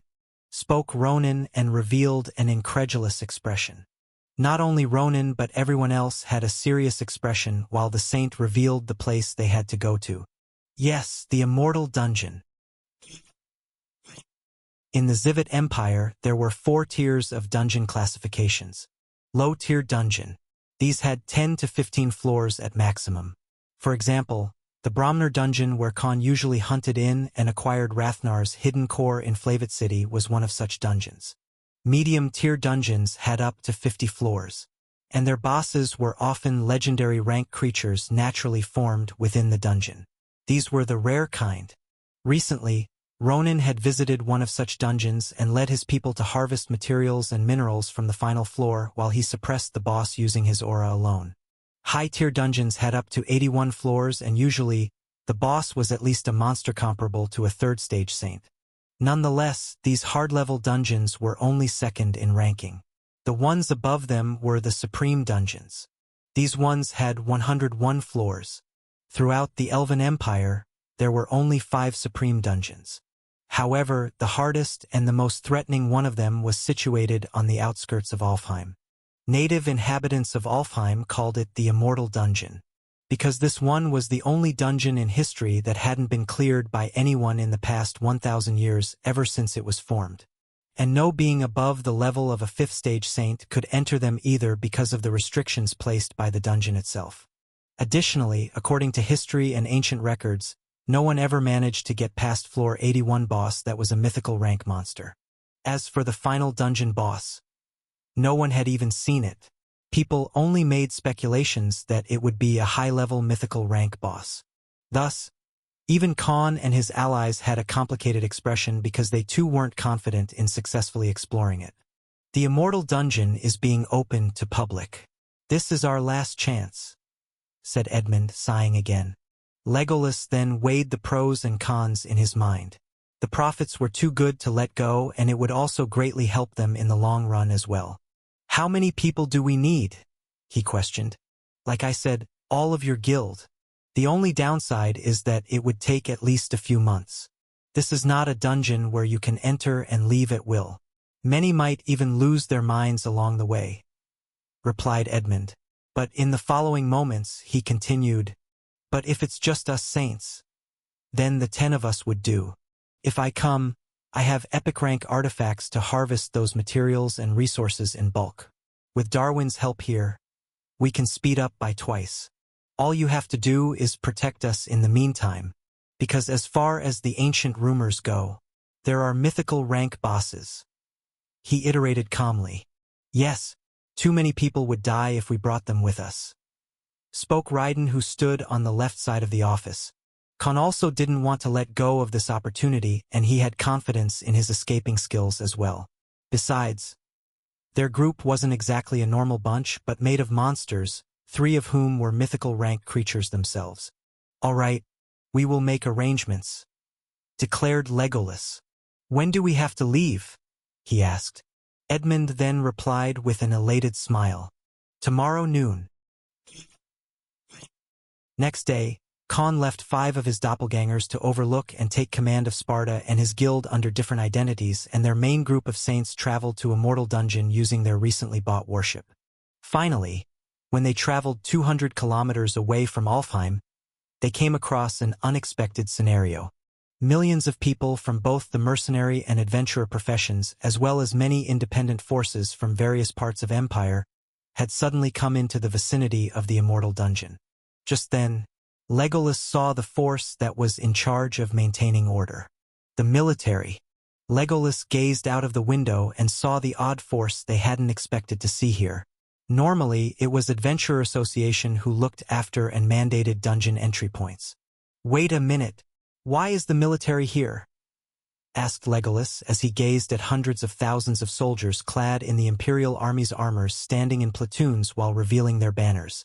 Finally, after they landed, all the saints flew into the sky and headed towards the entrance where military forces had barricaded the dungeon entrance. Legolas Ragnarsson had a few friends in the military, so he and his group was allowed to meet the people in charge. "Commander Astafol, what is happening?" asked Legolas. Before him stood an old bearded third-stage human knight saint. But before he could respond, another warship arrived and landed across the open grounds created by soldiers. Millions of onlookers and people were astonished to see the new arrivals. Everyone in the Elven Empire was aware of their existence, and even Khan and their group was shocked to see them here. Obviously, the new group of people was the Heroes Party. One after another, total 12 members exited the warship and were escorted towards this temporary base where only the top officials welcomed them with the utmost respect. The members of the Misthios Guild were simply pushed behind and forced to stand on the back behind these 3 saint officials. Soon, a warm welcome was offered and arrangements were made. The Heroes Party with Ervelyn, the hero of life, was a proud bunch who had prideful expressions as if they were busy with great matters at hand. "All of you, keep your heads down and conceal your auras," commanded Legolas to his group as well as Edmund, who stood with them. Just like everyone else, Khan and the group half-bowed to the newly arrived group. "Ha! An Iroborn elf? What's trash like that doing here?" Suddenly, a 5th-stage Saint Swordsman elf from the Heroes Party gazed at Legolas and scoffed loudly. However, Legolas gave no explanation and kept his mouth shut. High elves hated those with Bjorn Ironside's lineage. And given the fact that Khan didn't have elven tattoos on his face or body, means he didn't associate himself with the Monastery of Life either. This was the least likable elf in their eyes. The other members of the group had the similar look. Only Ervelyn looked at Legolas with a curious gaze instead of showing any animosity or hatred. "They're from the Misthios Guild, my lords. It's the strongest mercenary guild of Alfheim. They wanted to witness your grand figures arriving here, so they joined us," spoke Commander Astafol, the one who had good relations with Legolas, as he tried to fetch a story on the spot. "Humph! Just a local force of commoners wishes to welcome us. With what right?" asked a blonde archer elf. All these members were high king-class individuals among high elves. They were only below the emperor class, aka the imperial family. Their status and standing were far above the high nobles that Khan was in touch with. "Hey, human, I don't like the way they're looking at us," spoke Rudra through their mind link. Just then, one of the members spit in front of Rudra. "Low-level hybrid trash. Why are these mudbloods even allowed here?" spoke a blue-skinned high elf with white glowing tattoos on his face. Although he looked like a scholar and an intelligent person, his conduct was simply demeaning. Boom! Those words instantly riled up Rudra, and he revealed killing intent without a second thought. At this very moment, all the Heroes Party members could finally feel his aura of a 4th-stage saint. Their entire group as well as the military officials were alerted, and some of the high elves had their hands on their weapons. Just then, a hand reaches out from behind Rudra's head and quickly grabbed it. Boom! Before having a chance to react, Rudra's entire head is buried in the ground. And the one to do that is none other than Legolas. This shocked everyone present here, but quickly, Legolas revealed an amicable smile to the party members. Don't make unnecessary trouble. This is the heroes' party, and all of them are high elves of the highest class in the Empire. Do you want the entire Zivet Empire hunting us? Said Khan in mind.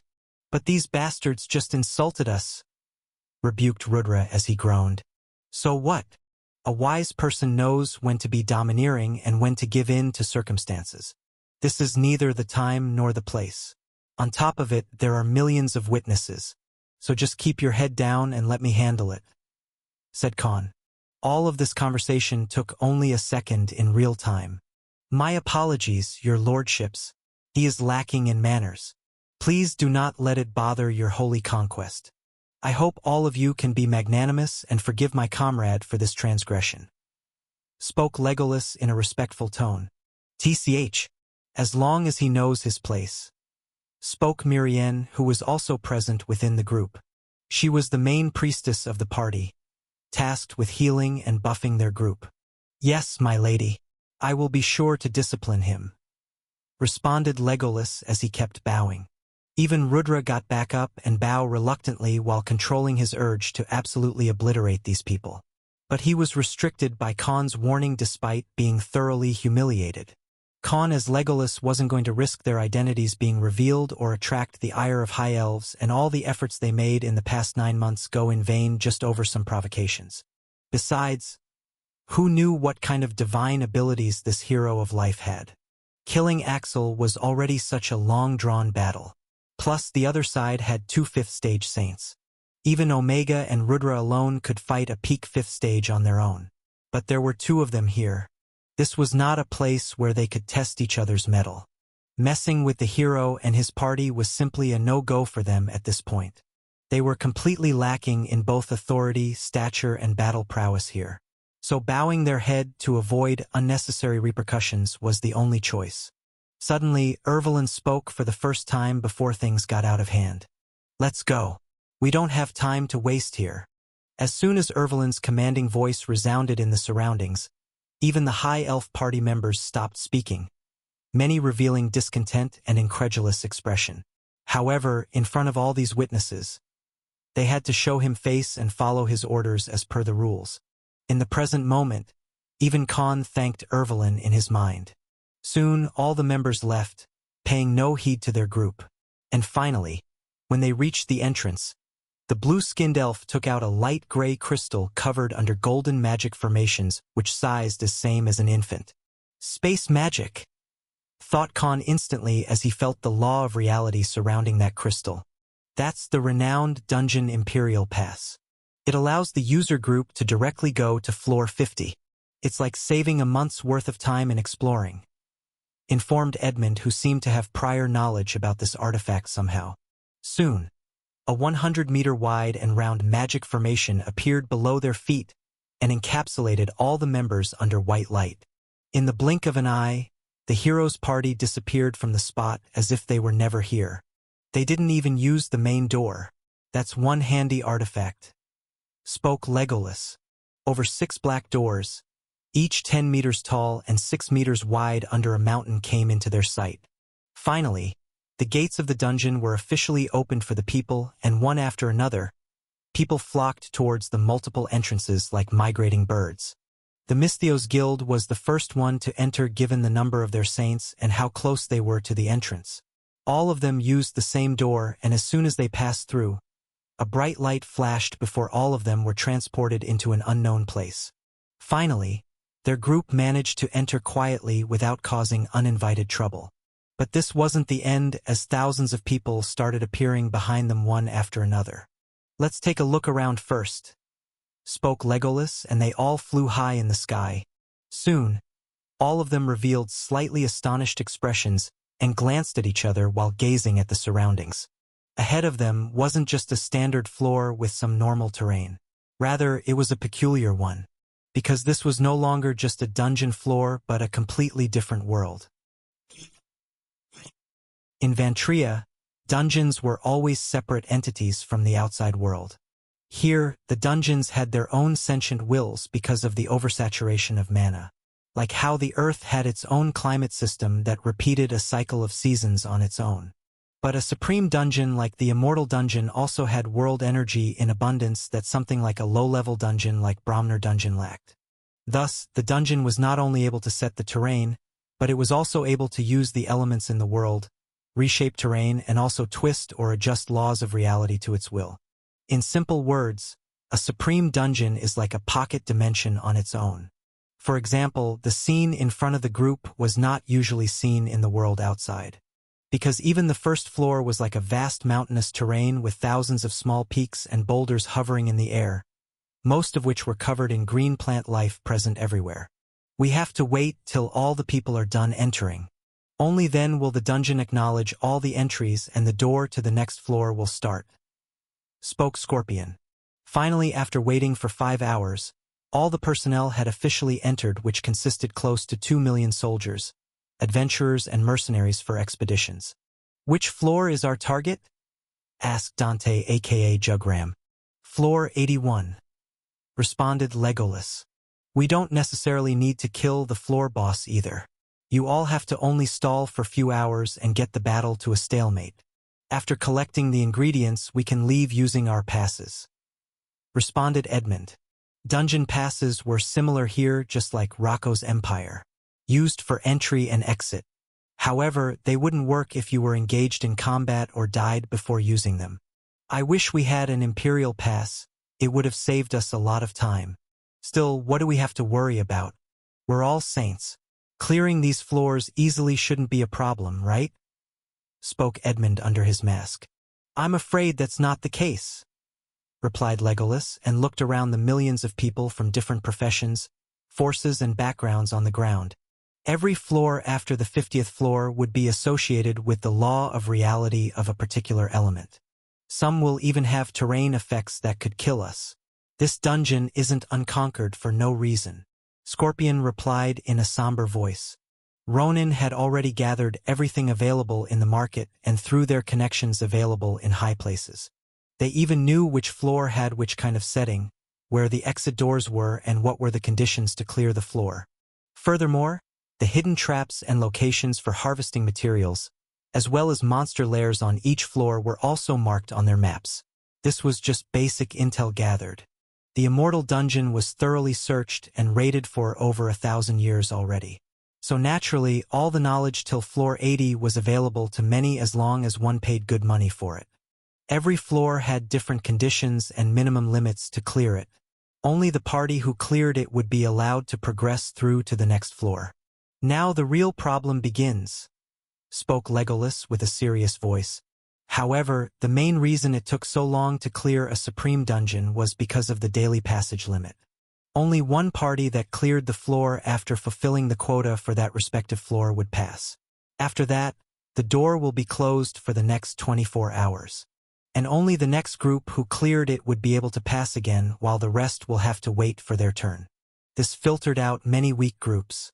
But also, it caged the others for an additional day. Thus, many couldn't even progress for months. The only loophole here was that if you were part of a large group and cleared the floor, all the members who were part of it would be granted a passage. Thus, a supreme dungeon always had a big issue, and that was, who was strong enough to pass to the next floor first. A supreme dungeon like the Immortal Dungeon was strict on rules about the passage of groups to the next floor, because it would greatly restrict the progress of others who were late to complete the objectives and progress. Usually, many forces over 1,000 years had used the biggest fist makes the rules approach. But that was only applicable when there were few opponents and you had overwhelming might. However, this caused a lot of bloodshed hundreds of times, and even many saints in history lost their lives because of the fights.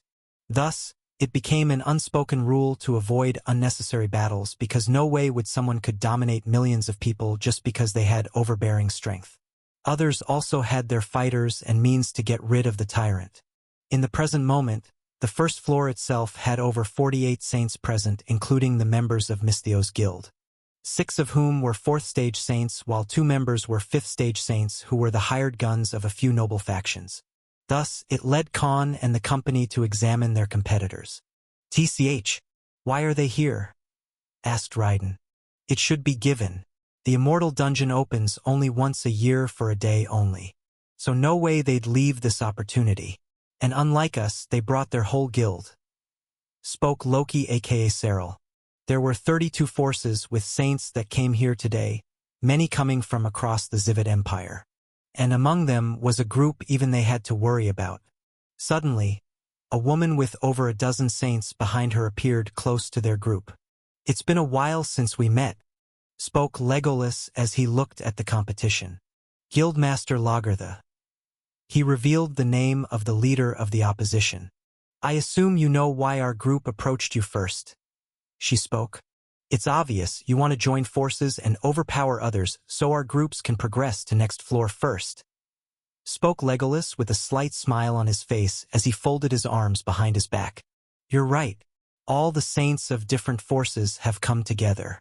If both our guilds join hands, we make 45% of the total saints. We have the advantage of this big our home ground. And if we count other saints from adventurer and mercenary guilds native to Alfheim, we can easily make up to 60% of total saints. We will be without any opposition," explained Lagertha with a broad black battle-axe over her shoulder. "If you're expecting us to take the lead, it won't happen. Although it will save some time. I'm not in the mood to make an enemy out of half of the strongest forces across the Empire. We should include everyone in a formal meeting and then decide how to progress. Moreover, you brought thousands of your guild members. Their lives would be jeopardized if you make an enemy out of the wrong people. Especially those 2 5th stage saints. We're lucky enough that they don't belong to the same force." Legolas revealed his stance on this matter. 1 hour later, a formal meeting between the leaders of all the forces, even those who did not have a saint leading them, was held at an open grassland. "We'll let you decide. With all these saints present excluding us, there's nothing to worry about. We aren't interested in looting any cores, monster core or materials either." He openly declared his intentions. "Then what about the floor boss? There are too many people and not enough loot," asked a female foxkin Saint Mage who was the leader of an adventurer guild. "Like I said, I'll let you guys decide. We have no interest in the leadership," spoke Legolas.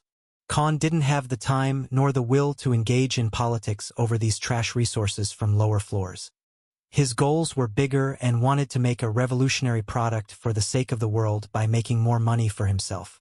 The 5 times profits couldn't be compared with these pesky bosses and materials.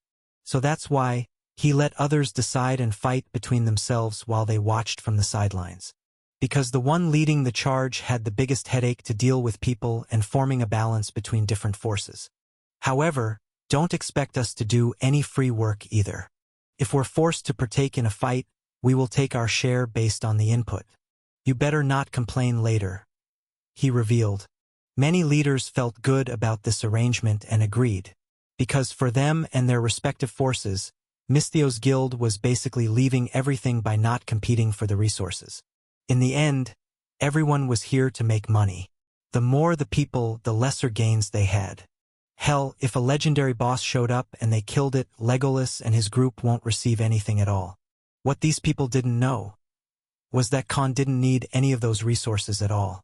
His group was way too powerful than any of them and had the abilities of dragons, basilisk, descendants of god beasts, Ashikvatika, Vilgax, necromancer, and true demons. How could these mainstream mob-level monsters compare to them? And when the time came, they could easily detach themselves from these forces. The 5th stage saints tried to make a firm stance, but they were gradually cornered because of their lacking numbers. Finally, all the leaders set a few rules and the arrangement was agreed upon. And after a few hours of discussion, the 12 Valkyries was chosen to be the leader of the group despite many people from noble house forces kicking up a fuss solely due to having the highest number of saints in Misthios' guild had given up their right to compete. But Khan wasn't worried, because the dungeon floors later would be hard to complete and low-leveled forces and low-rank individuals won't be able to stay for longer. although they will have peace and order soon, everyone was going to let their greed and desperation take over and create trouble. But that would be someone else's problem to deal with. This was one of the reasons why Khan didn't want to be the leader of this temporary alliance. Khan wasn't a delusional idiot to declare himself as the leader of the free world. He had his own priorities, but to maintain public appearances and not make enemies of half of the powerful forces across the empire who came here. He was playing along. In the end, all of them formed a single force and engaged in battle at the same time by activating one or two skills that the dungeon counted as actively participating in combat. On the first floor, there were simply thousands of goblins which were eradicated in just 10 minutes. And finally, the gates at the exit points opened. This is good. With this, we will be able to bypass the first 50 floors within a month, spoke Edmund. Now all that remained for them to do was be patient and progress. Only after floor 50 would there be any challenge left for them. What no one here managed to sense that although they were acting as the leaders, someone was hiding among the millions of people. This person was the strongest among all the saints, yet chose to hide in plain sight, waiting for the right time to strike. 1 month later, a battlefield filled with corpses of over 1 million soldiers of different forces and species were littered across came into sight. Most of these people were small forces and low-ranked individuals who had survived till now. At this moment in the sky, a massive 500-meter greatsword composed of 5 different elements appeared and struck forward vertically. Boom! 3 kilometers of region was slashed apart and the enormous monster army was destroyed, killing thousands of them in a single swing. The monster army species was called Kikiba. These monsters had short hands, heads akin to otters, but their bodies were red and their back was filled with hundreds of pikes like a porcupine. But what made these monsters extremely lethal against an army was their unbending numbers and incredible speed, along with the massive size as big as an ox. Not only that, these monsters could use body-hardening magic, while their sharp and steel-like teeth could rip apart a big chunk of flesh or wood in a single bite, making them extremely hard to kill while also giving them the time to break past the defensive barriers as well as the shields of knights. Even saint magicians in the sky were having a hard time maintaining their protection barriers for long. The reason why over 1 million people died on this floor was because although there was an agreement, none of these forces fought like a single entity but as their own. No proud saint or leader of a massive force liked to work under anyone else, so they fought their battles with their own judgment and not under a unified front.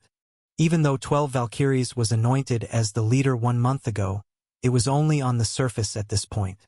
There had been many infightings and behind-the-scene politics for resources and harvesting materials. Some people even went as far as secretly assassinating the rival group's leaders, poisoning their rations, or purposely leading a monster army towards their opponents to dwindle their numbers and tire out their forces. Greed and lust for power were very strong forms of motivation. And although the previous agreement still stood, everyone present here was far from acquaintances or allies despite fighting together for a month. This floor was floor 50, and after this floor was the next floor boss. Volleys of magic attacks, arrows and orbs of different elements landed on the ground. Over 100 kilometers of the region this floor had was now a bloodied battlefield, and humans, elves, demi-human as well as monster corpses filled the surrounding. Their blood and guts spread a repugnant stench that permeated the region, while the monster army didn't stop at all. "You bastards! They wouldn't have lost all these people if they had listened to me," spoke Khan as he launched another Dragon Strike attack while killing over 40,000 Kikiba monsters. All of his subordinates were also fighting on different fronts. Although they looked like they were fighting with all their strength, most of the saints belonging to different forces were holding back. Just today morning, they appeared on this floor and had the chance to progress easily. But one of the 5th stage saints who came from a high noble's forces demanded that they wanted half of the resources from this floor. This made others unhappy because they too had to hunt for resources and earn money for their people. Because of which, a fight broke and the 5th stage saint killed 8 saints in a fit of rage. Just because of the aftershocks from their battle, all the dormant Kikiba monsters on this floor awoke and launched their entire armies from all sides. Thus, it led to their current predicament. You know what? These shitheads can keep fighting between themselves and these monsters. We no longer need to stick to the rules. We've waited and endured enough.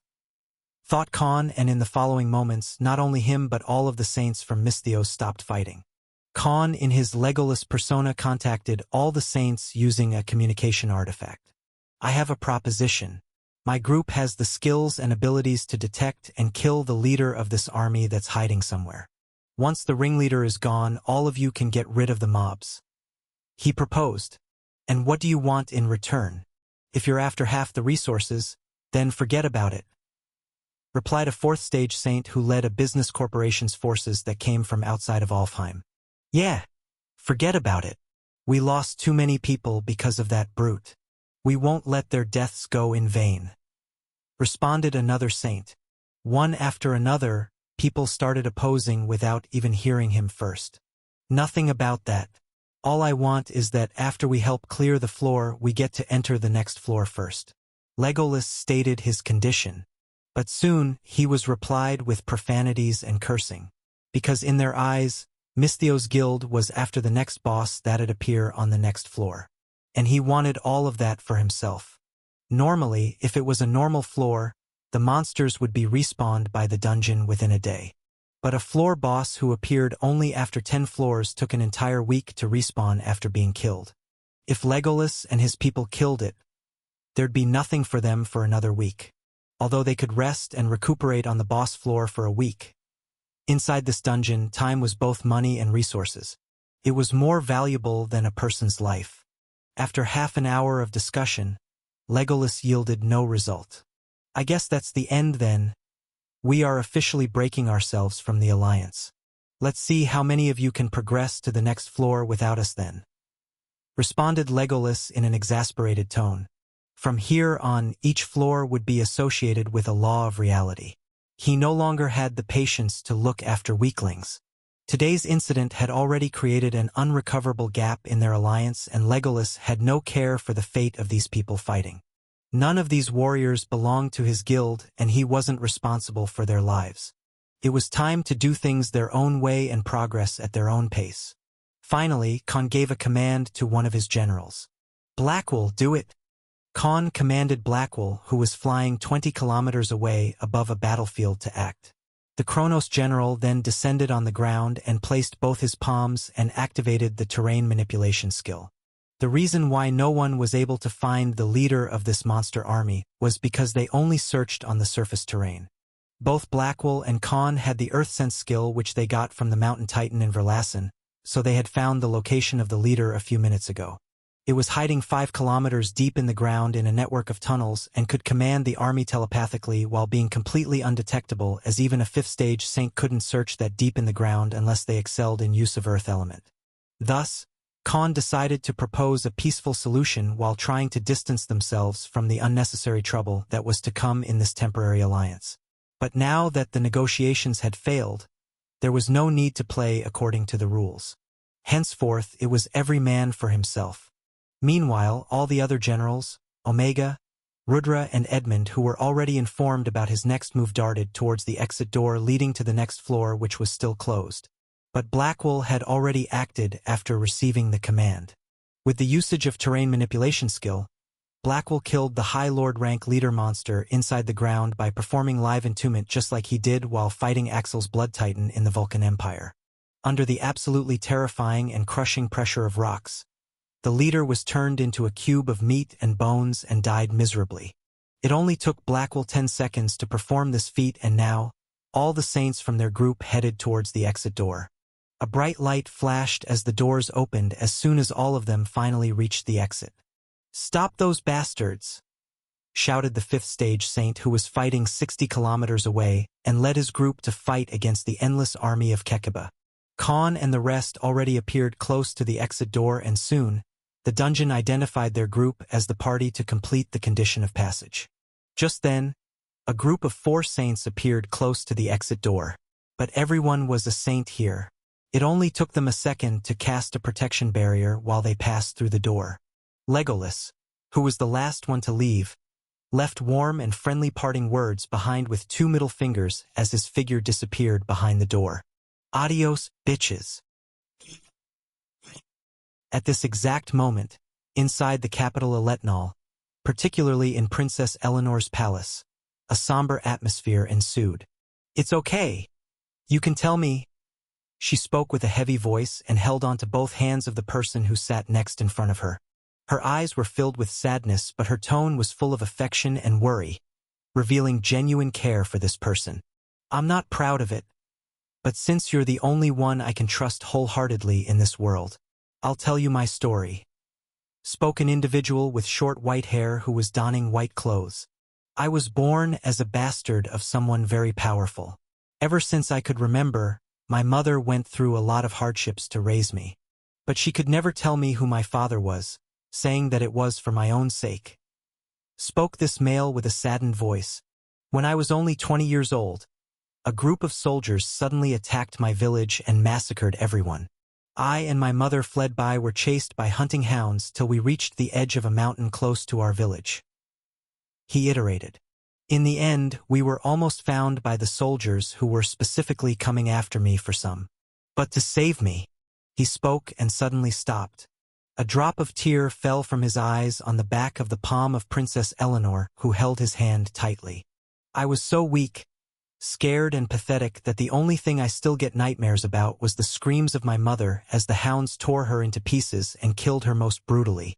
She sacrificed herself, offering as a distraction to let me escape that day," said the slim individual in white as a stream of tears ran over his cheeks. "Only after surviving for a few years and coincidentally managing to the capital, I learned the truth. My father was the previous king," revealed the white-haired person. "Gasp! Does that mean?" gasped and asked Eleanor. "Yes. When he was dying, his legitimate heirs found out about my existence and sent people to kill me. They killed all the villagers and my mother just because they wanted to find me," he revealed with a gloomy voice. "After that day, I swore vengeance and made it my life's mission to exact revenge and take my rightful place." He spoke with a determined voice. "For some reason, I was able to use the royal family's bloodline much better than other heirs. And with it, I managed to advance rapidly and unlock an ancient class named Spirit Archmage," he added. This time, his expression turned slightly grim. "It took me 50 years to overthrow all those people who were after my life and become the king. But in the end," he spoke and looked at Eleanor with a defeated expression, "I was betrayed and killed by my best friend and the woman I loved. Only in my final moments they told me the truth, that they were using me since the beginning to get the throne." He spoke with great pain, his eyes tearing up incessantly. Just then, Eleanor hugged this individual tightly and spoke in a soft tone. "It's not your fault. It's them who took advantage of your kind and trusting nature. I promise you, I will never leave you alone. I will be with you till the last line." She spoke and caressed his cheeks. Before the other party could react, Eleanor intimately kisses him while he, on the other end, tightly embraced her. At this moment, the princess of the Zivet Empire was kissing a person who wasn't supposed to be present in the capital at all. To the outside world, this person should still be fighting inside the immortal dungeon. In reality, he was actually fighting inside the dungeon at this moment, but somehow an identical person.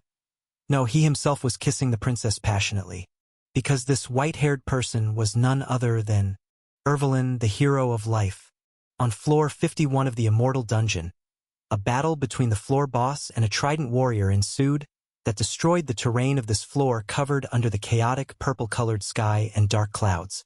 This dungeon floor didn't have land or water. Only hundreds of massive meteorites floating in the sky slowly as if they were surrounding a planet.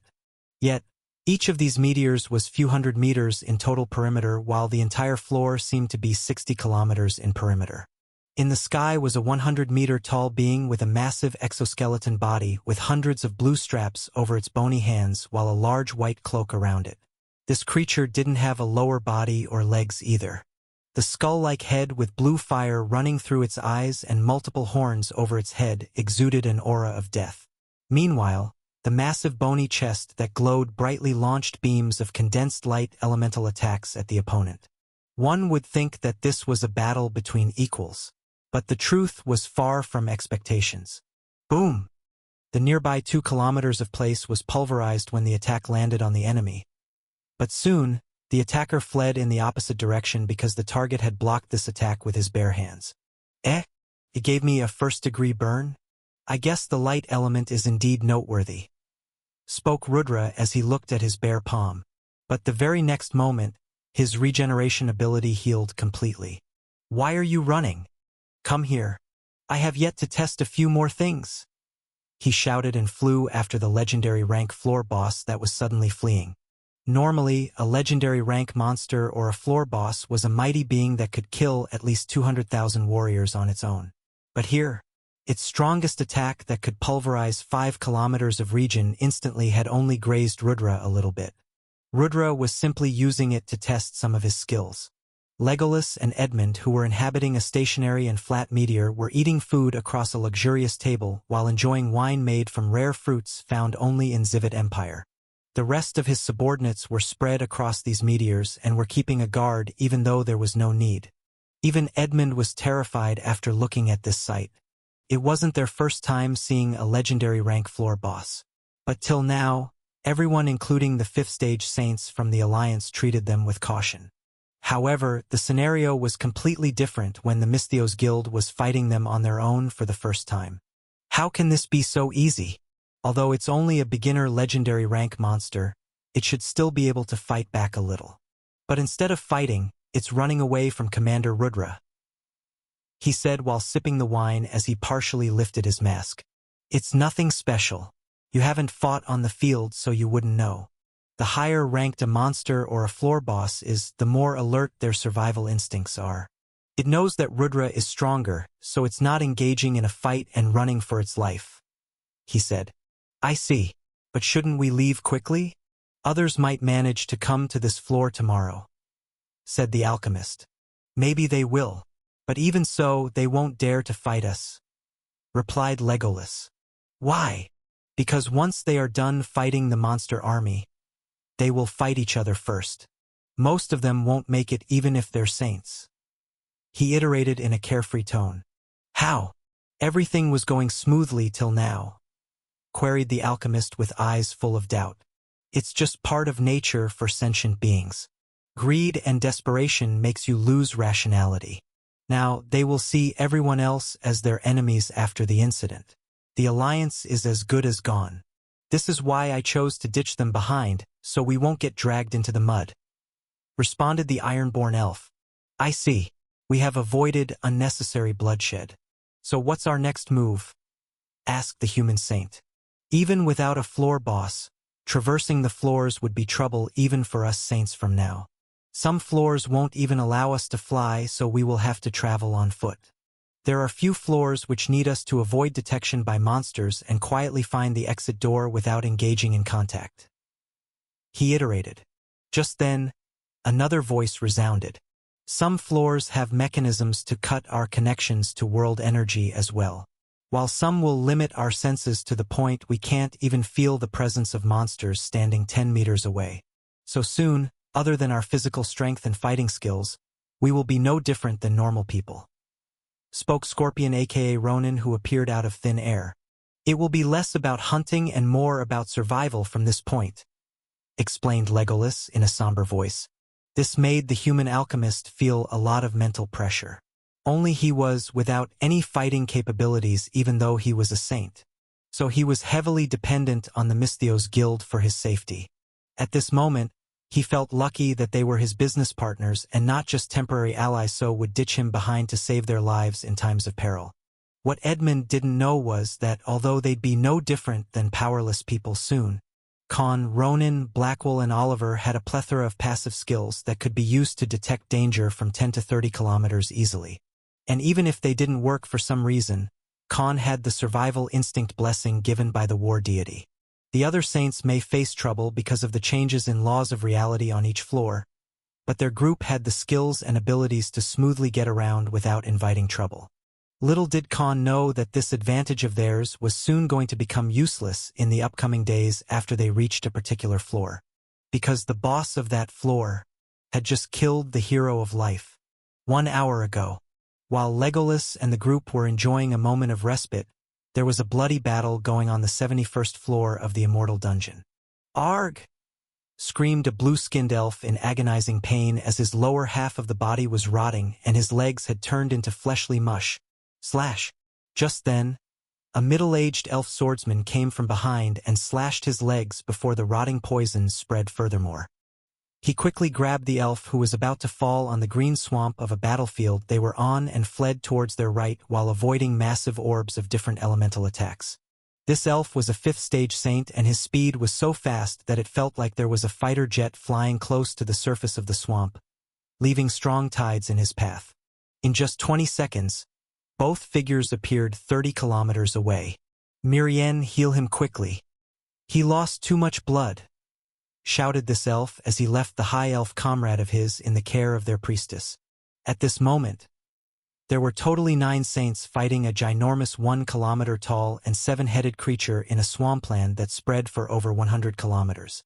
Yet despite all of them being saints, they had no choice but to fight on the ground. "Damn it! If only we could use mana or world energy. We don't have enough strength to kill it even as a team," spoke an archer high elf in golden armor.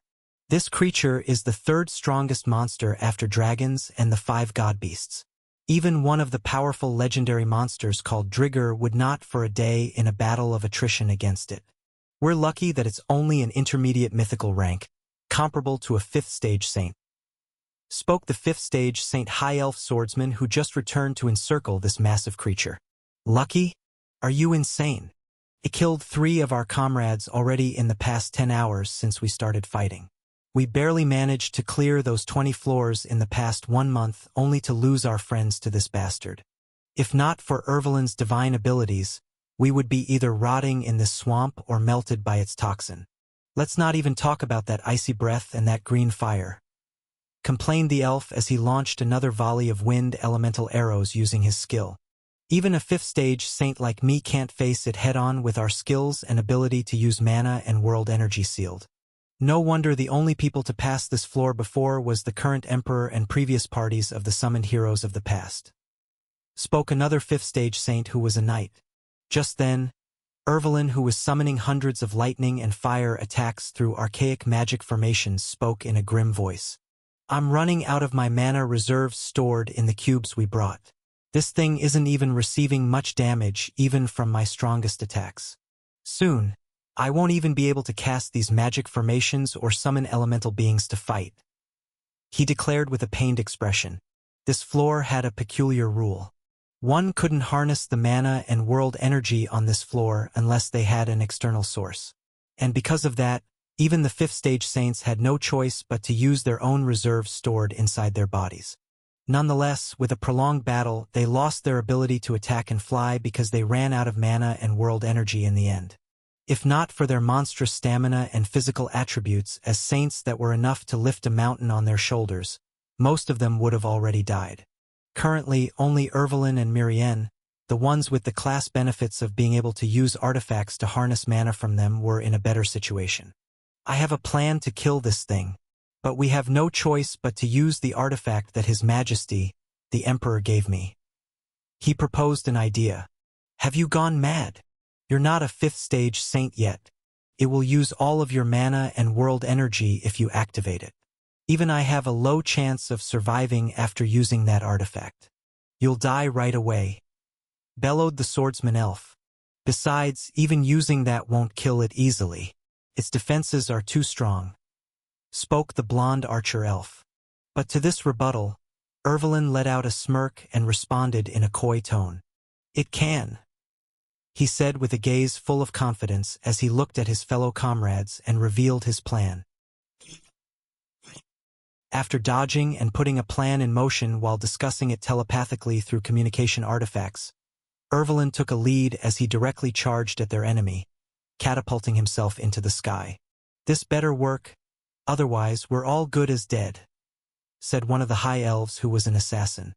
Both 5th stage saints then used their domains and spread in 60 kilometers radius collectively. Although it looked like the range was unnecessarily large, they had their own reasons. One of them had innumerable light elemental chains, each being 10 meters in width alone, falling from the sky and tying the body of this boss in thousands of chains. The domain of the other saint on the opposite end created massive rectangular blocks and columns made of the wood element, erupting from the ground and binding it from below. Soon, they created a cage restricting its movement. The roar of the ginormous monster sent tremors in the surrounding 20 kilometers and cracked thousands of these restraints easily, making both saints suffer a great backlash. If they could use mana and world energy borrowed from the outside world, the monster wouldn't have managed to even fight back. Still, not all the heads were suppressed, and they started to tear apart the joints of chains and columns that restrained its body. During its attacks, 3 more members of their party fell victim since both the 5th stage saints suffered a huge backlash and there was no one to help them escape in time. "Do it! We can't hold it much longer," shouted the Knight Saint as Ervelyn finally reached close to the middle head and fiercely gazed at the yellow eyes of this tyrannical creature that killed half of their group at this point. At this moment, everyone was heartbroken. Some of these people knew each other for a century while growing up. But now, they couldn't even collect their corpses because killing the boss was the main priority. But before the boss could attack the flying summoner-class hero, like a bullet shot from a sniper gun, Ervelyn jumped inside its mouth. Right at the decisive moment when even the strongest members of the party were struggling to cage this tyrannical being affront, Ervelyn launched himself into the Hydra's mouth without a single moment of hesitation. Right when he reached inside the 300-meter-long throat and slid downward, he quickly cast a protection barrier on himself while charging towards the stomach with all the strength remaining in his body. Ervelyn used the last remaining world energy he had stored in the artifact for summoners and dived inside the gate to hell as his last resort. Yet, his expression didn't have a shred of fear. Desperate times require desperate measures. This saying perfectly fit their current circumstances because they had no other way left after half of their party members were brutally massacred by this mythical rank floor boss. But the deeper he got, the protection barrier started flickering and crackling with each passing second because of the stomach fluid inside the throat. This monster had a venomous body and it could breathe out multiple elemental attacks at the same time. Thus, the protection barrier, which was already maintained on scarce world energy reserves, started breaking after some time while Ervelyn slid down the throat forcefully. Damn it! At this rate, it'll break before I even reach close to its heart. Just destroying one head won't be enough. I must go deeper to kill it, thought Ervelyn with an agitated countenance. I'm sorry, everyone. If I knew this would happen, I would have used this method earlier despite the cost I have to pay for it. He spoke, his gaze turning wrathful as he remembered his deceased comrades who had fought many life and death battles by his side. But reality didn't always just go as you planned because you were courageous. Shatter. The cracks widened and the barrier completely shattered in just 2 minutes. Arg!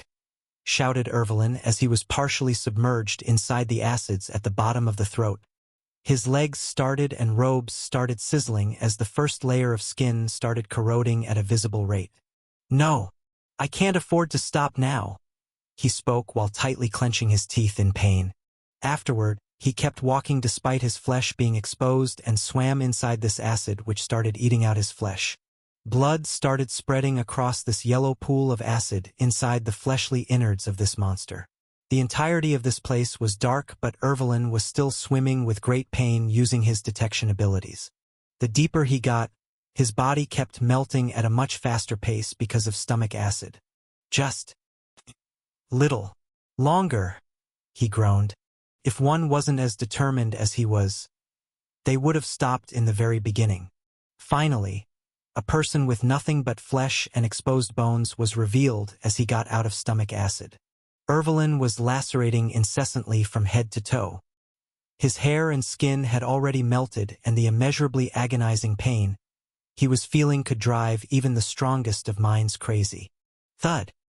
His left leg broke down, exposing his bones with few remaining veins and tendons while Ervelyn himself looked on the verge of death. And finally, he took out a green jade saucer-like artifact from his space ring and started chanting despite the excruciating pain he was suffering through. Vengeance. This was the only driving emotion that made his mind more determined despite the suffering he was going through. His heart was filled with both courage and anger at the same moment. Run!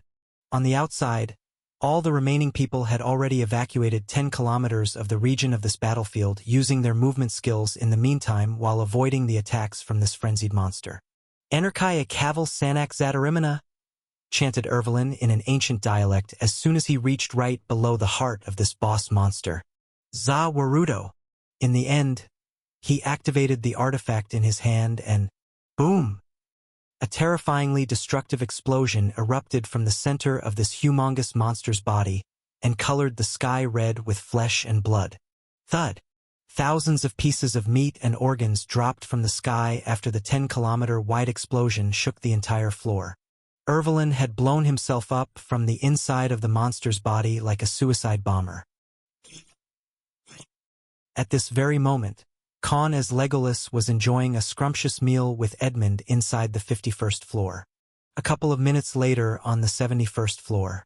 The green swamp was now filled with the shredded meat of the dungeon boss whose entire body had blown up, not even leaving behind one of its heads or tails. Crushed bones and massive chunks of flesh piled up in many places. Even the remainder of the hero's party members had ghastly expressions. Did he just kill himself? Hey, that wasn't the plan. He was supposed to come out before the explosion, shouted the blonde elf archer with a flabbergasted expression. But before any of their worries lasted for long. Boom! A massive green pillar of light rose at the center of the battlefield. Everyone used their senses and sights of the saints to see the source from 10 kilometers afar and finally saw something unexpected. At the center of this light, a white and shiny core hovered peacefully, but soon it was covered in a layer of flesh out of nowhere. As moments passed, that layer of flesh turned into a heart, and soon white bones and red flesh spread and encapsulated. In just a dozen seconds, a ribcage was formed and soon, four limbs came into existence. And finally, a skull appeared along with newly formed eyes. This impossible existence then took a form and a layer of skin appeared. Everyone among the onlookers gasped, their minds failing to accept this revelation. Ervelin Baslark, the hero of life, resurrected himself. Ervelin spoke triumphantly as the door to the next floor opened, revealing a bright light on the other side. Now, we have one more boss till we finally reach and control that sealed thing on the final floor. After that, he spoke, revealing a confident and indomitable countenance. I will become the strongest hero in history. While the hero of life heroically killed the 71st floor boss by suicide bombing, Khan's group finally decided to kill the boss on the 51st floor and progress to the next floor. Since this was their own kill, they harvested the corpse, storing it in multiple high-grade space rings given the massive size and kept its core for later use. Khan still had two allies left who were stuck at their levels, namely Armin and Blackwell. As for absorbing the boss's abilities and skills, Khan couldn't do that because Edmund was present with them. Revealing his divine abilities to a stranger who himself was a saint would create unnecessary doubts and leave a trail. In the following moments, they appeared on the next floor where the scenery was completely changed. An environment full of millions of stark white rectangular-shaped crystals, each being 10 meters tall while having a layer of reflective glass-like coating on them. Right now, Legolas and his entourage appeared on the surfaces of these crystals. What's happening? I can't use my mana or world energy at all, spoke Edmund with an alarmed expression. This floor seals everyone's ability to use mana or world energy while messing with our innate senses. You can't use any of your species' bloodline abilities. And us saints can't even fly here, responded Legolas. He wasn't just wasting time when the Alliance was clearing floor after floor from past month. They worked for the shares from the loot while the members of the Misthios were preparing in their own way. Because of his eidetic memory, Legolas aka Khan remembered everything and how to pass through them after he studied all the available information at hand. To someone like Edmund who was in charge of gathering alchemy resources, this expedition was something he had no experience in. Thus, Legolas and his commanders were tasked with gathering everything there is to know about Immortal Dungeon. Let's go. Since the previous floor boss won't respawn for a week, the Alliance forces won't be far behind us. He commended and started walking while creating a guarding formation. Here, none of Khan's or his subordinates' innate abilities worked. Even their bodies were no different than normal people who couldn't use mana. The only thing they could use was their weapons and armors to fight with battle techniques. Thankfully, there were no monsters on this floor. But as soon as they walked forth for 10 meters, something unexpected happened. Rudra, who was in the lead, suddenly disappeared and appeared 200 meters away on their left. The same happened to Omega, but he appeared 2 kilometers away from their group on the right side. "What's happening?" asked Edmund. "Don't worry, it's just a mirage. They're actually still standing in front of us. And those monolith-like crystals are reflecting our images to confuse us. So from now on, everyone listens to my commands," said Legolas. In the following moments, Ronan aka Scorpion took out a map from his space ring and handed it to Legolas. "What is this?" asked the human alchemist. "This floor seals every single skill, ability, and detection sense one could have. And those crystals that act like mirrors, forming an endless grid of images, would also confuse your sight. Thousands of people who appeared on this floor were never able to pass it, and many were stuck here for months before they died. Only a handful of people who managed to pass this floor by luck created these maps. After hundreds of years, the route has been perfected. But it's still something one shouldn't be careless about. One wrong turn would send you in a direction where you can't find your way out. So from now on, no one even takes a step further without my command," ordered the Ironborn elf. When it came to focusing and mental fortitude, Khan was the strongest among their group because of the constant training and operating his doppelgangers from the past 10 months. Consequently, he was the only qualified person to lead this floor. "Based on our estimation, it will take us a few weeks at best," spoke Legolas with a stern voice and continued, "If we don't mess up our route, that is." The hero of life and his remaining party members also entered the next floor with heavy hearts, while the Misthios Guild also tread carefully. Meanwhile, in the capital Eletnal, there was one particular palace which was a residential area of a particular person. Inside the main training facility at the basement of this palace was a massive and wide room filled with glowing archaic elven magic formations and runes. At the center of this room was a white-haired half-breed elf seated quietly in a meditating position, this person being none other than the other Ervelyn.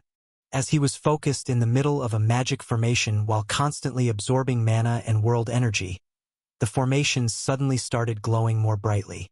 "Damn!" he shouted as his mind suddenly received a key information from the immortal dungeon. Boom! A burst of green aura spread like shockwaves from his body, and Ervelyn's body shook violently. He groaned in terrifying pain, and right before his eyes, his body started melting. First, his hands turned into a puddle of meat paste. His bones started crumbling from inside like a sand castle falling, and in the following seconds, even his brain matter turned into mush. But suddenly, his body shuddered and he sprawled on the ground. Boom! This time, a massive green aura erupted and Ervelyn's body exploded on the spot. Small pieces of flesh and hot blood sprayed across the room. This Ervelyn died in the same fashion as the one in Immortal Dungeon did. Dozens of minutes later, another being walked in, dressed in a white and golden patterned shirt and pants. His gaze was icy cold as he looked around the room. The Ervelyn who died recently was the one whose life force and body was exchanged to revive the one who died inside the dungeon to kill the floor boss. Ugh!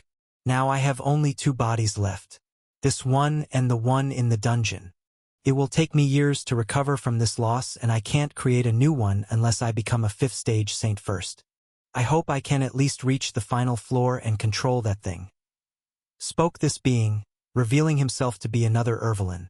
Princess, I won't disappoint you. He spoke with an elated voice. I'm not going to be useless in this life. If I manage to control that thing. The Emperor said he would let me ask her hand. He said and took out a projection artifact, looking at the hologram figure of a beautiful high elf girl as he spoke. He grasped his face.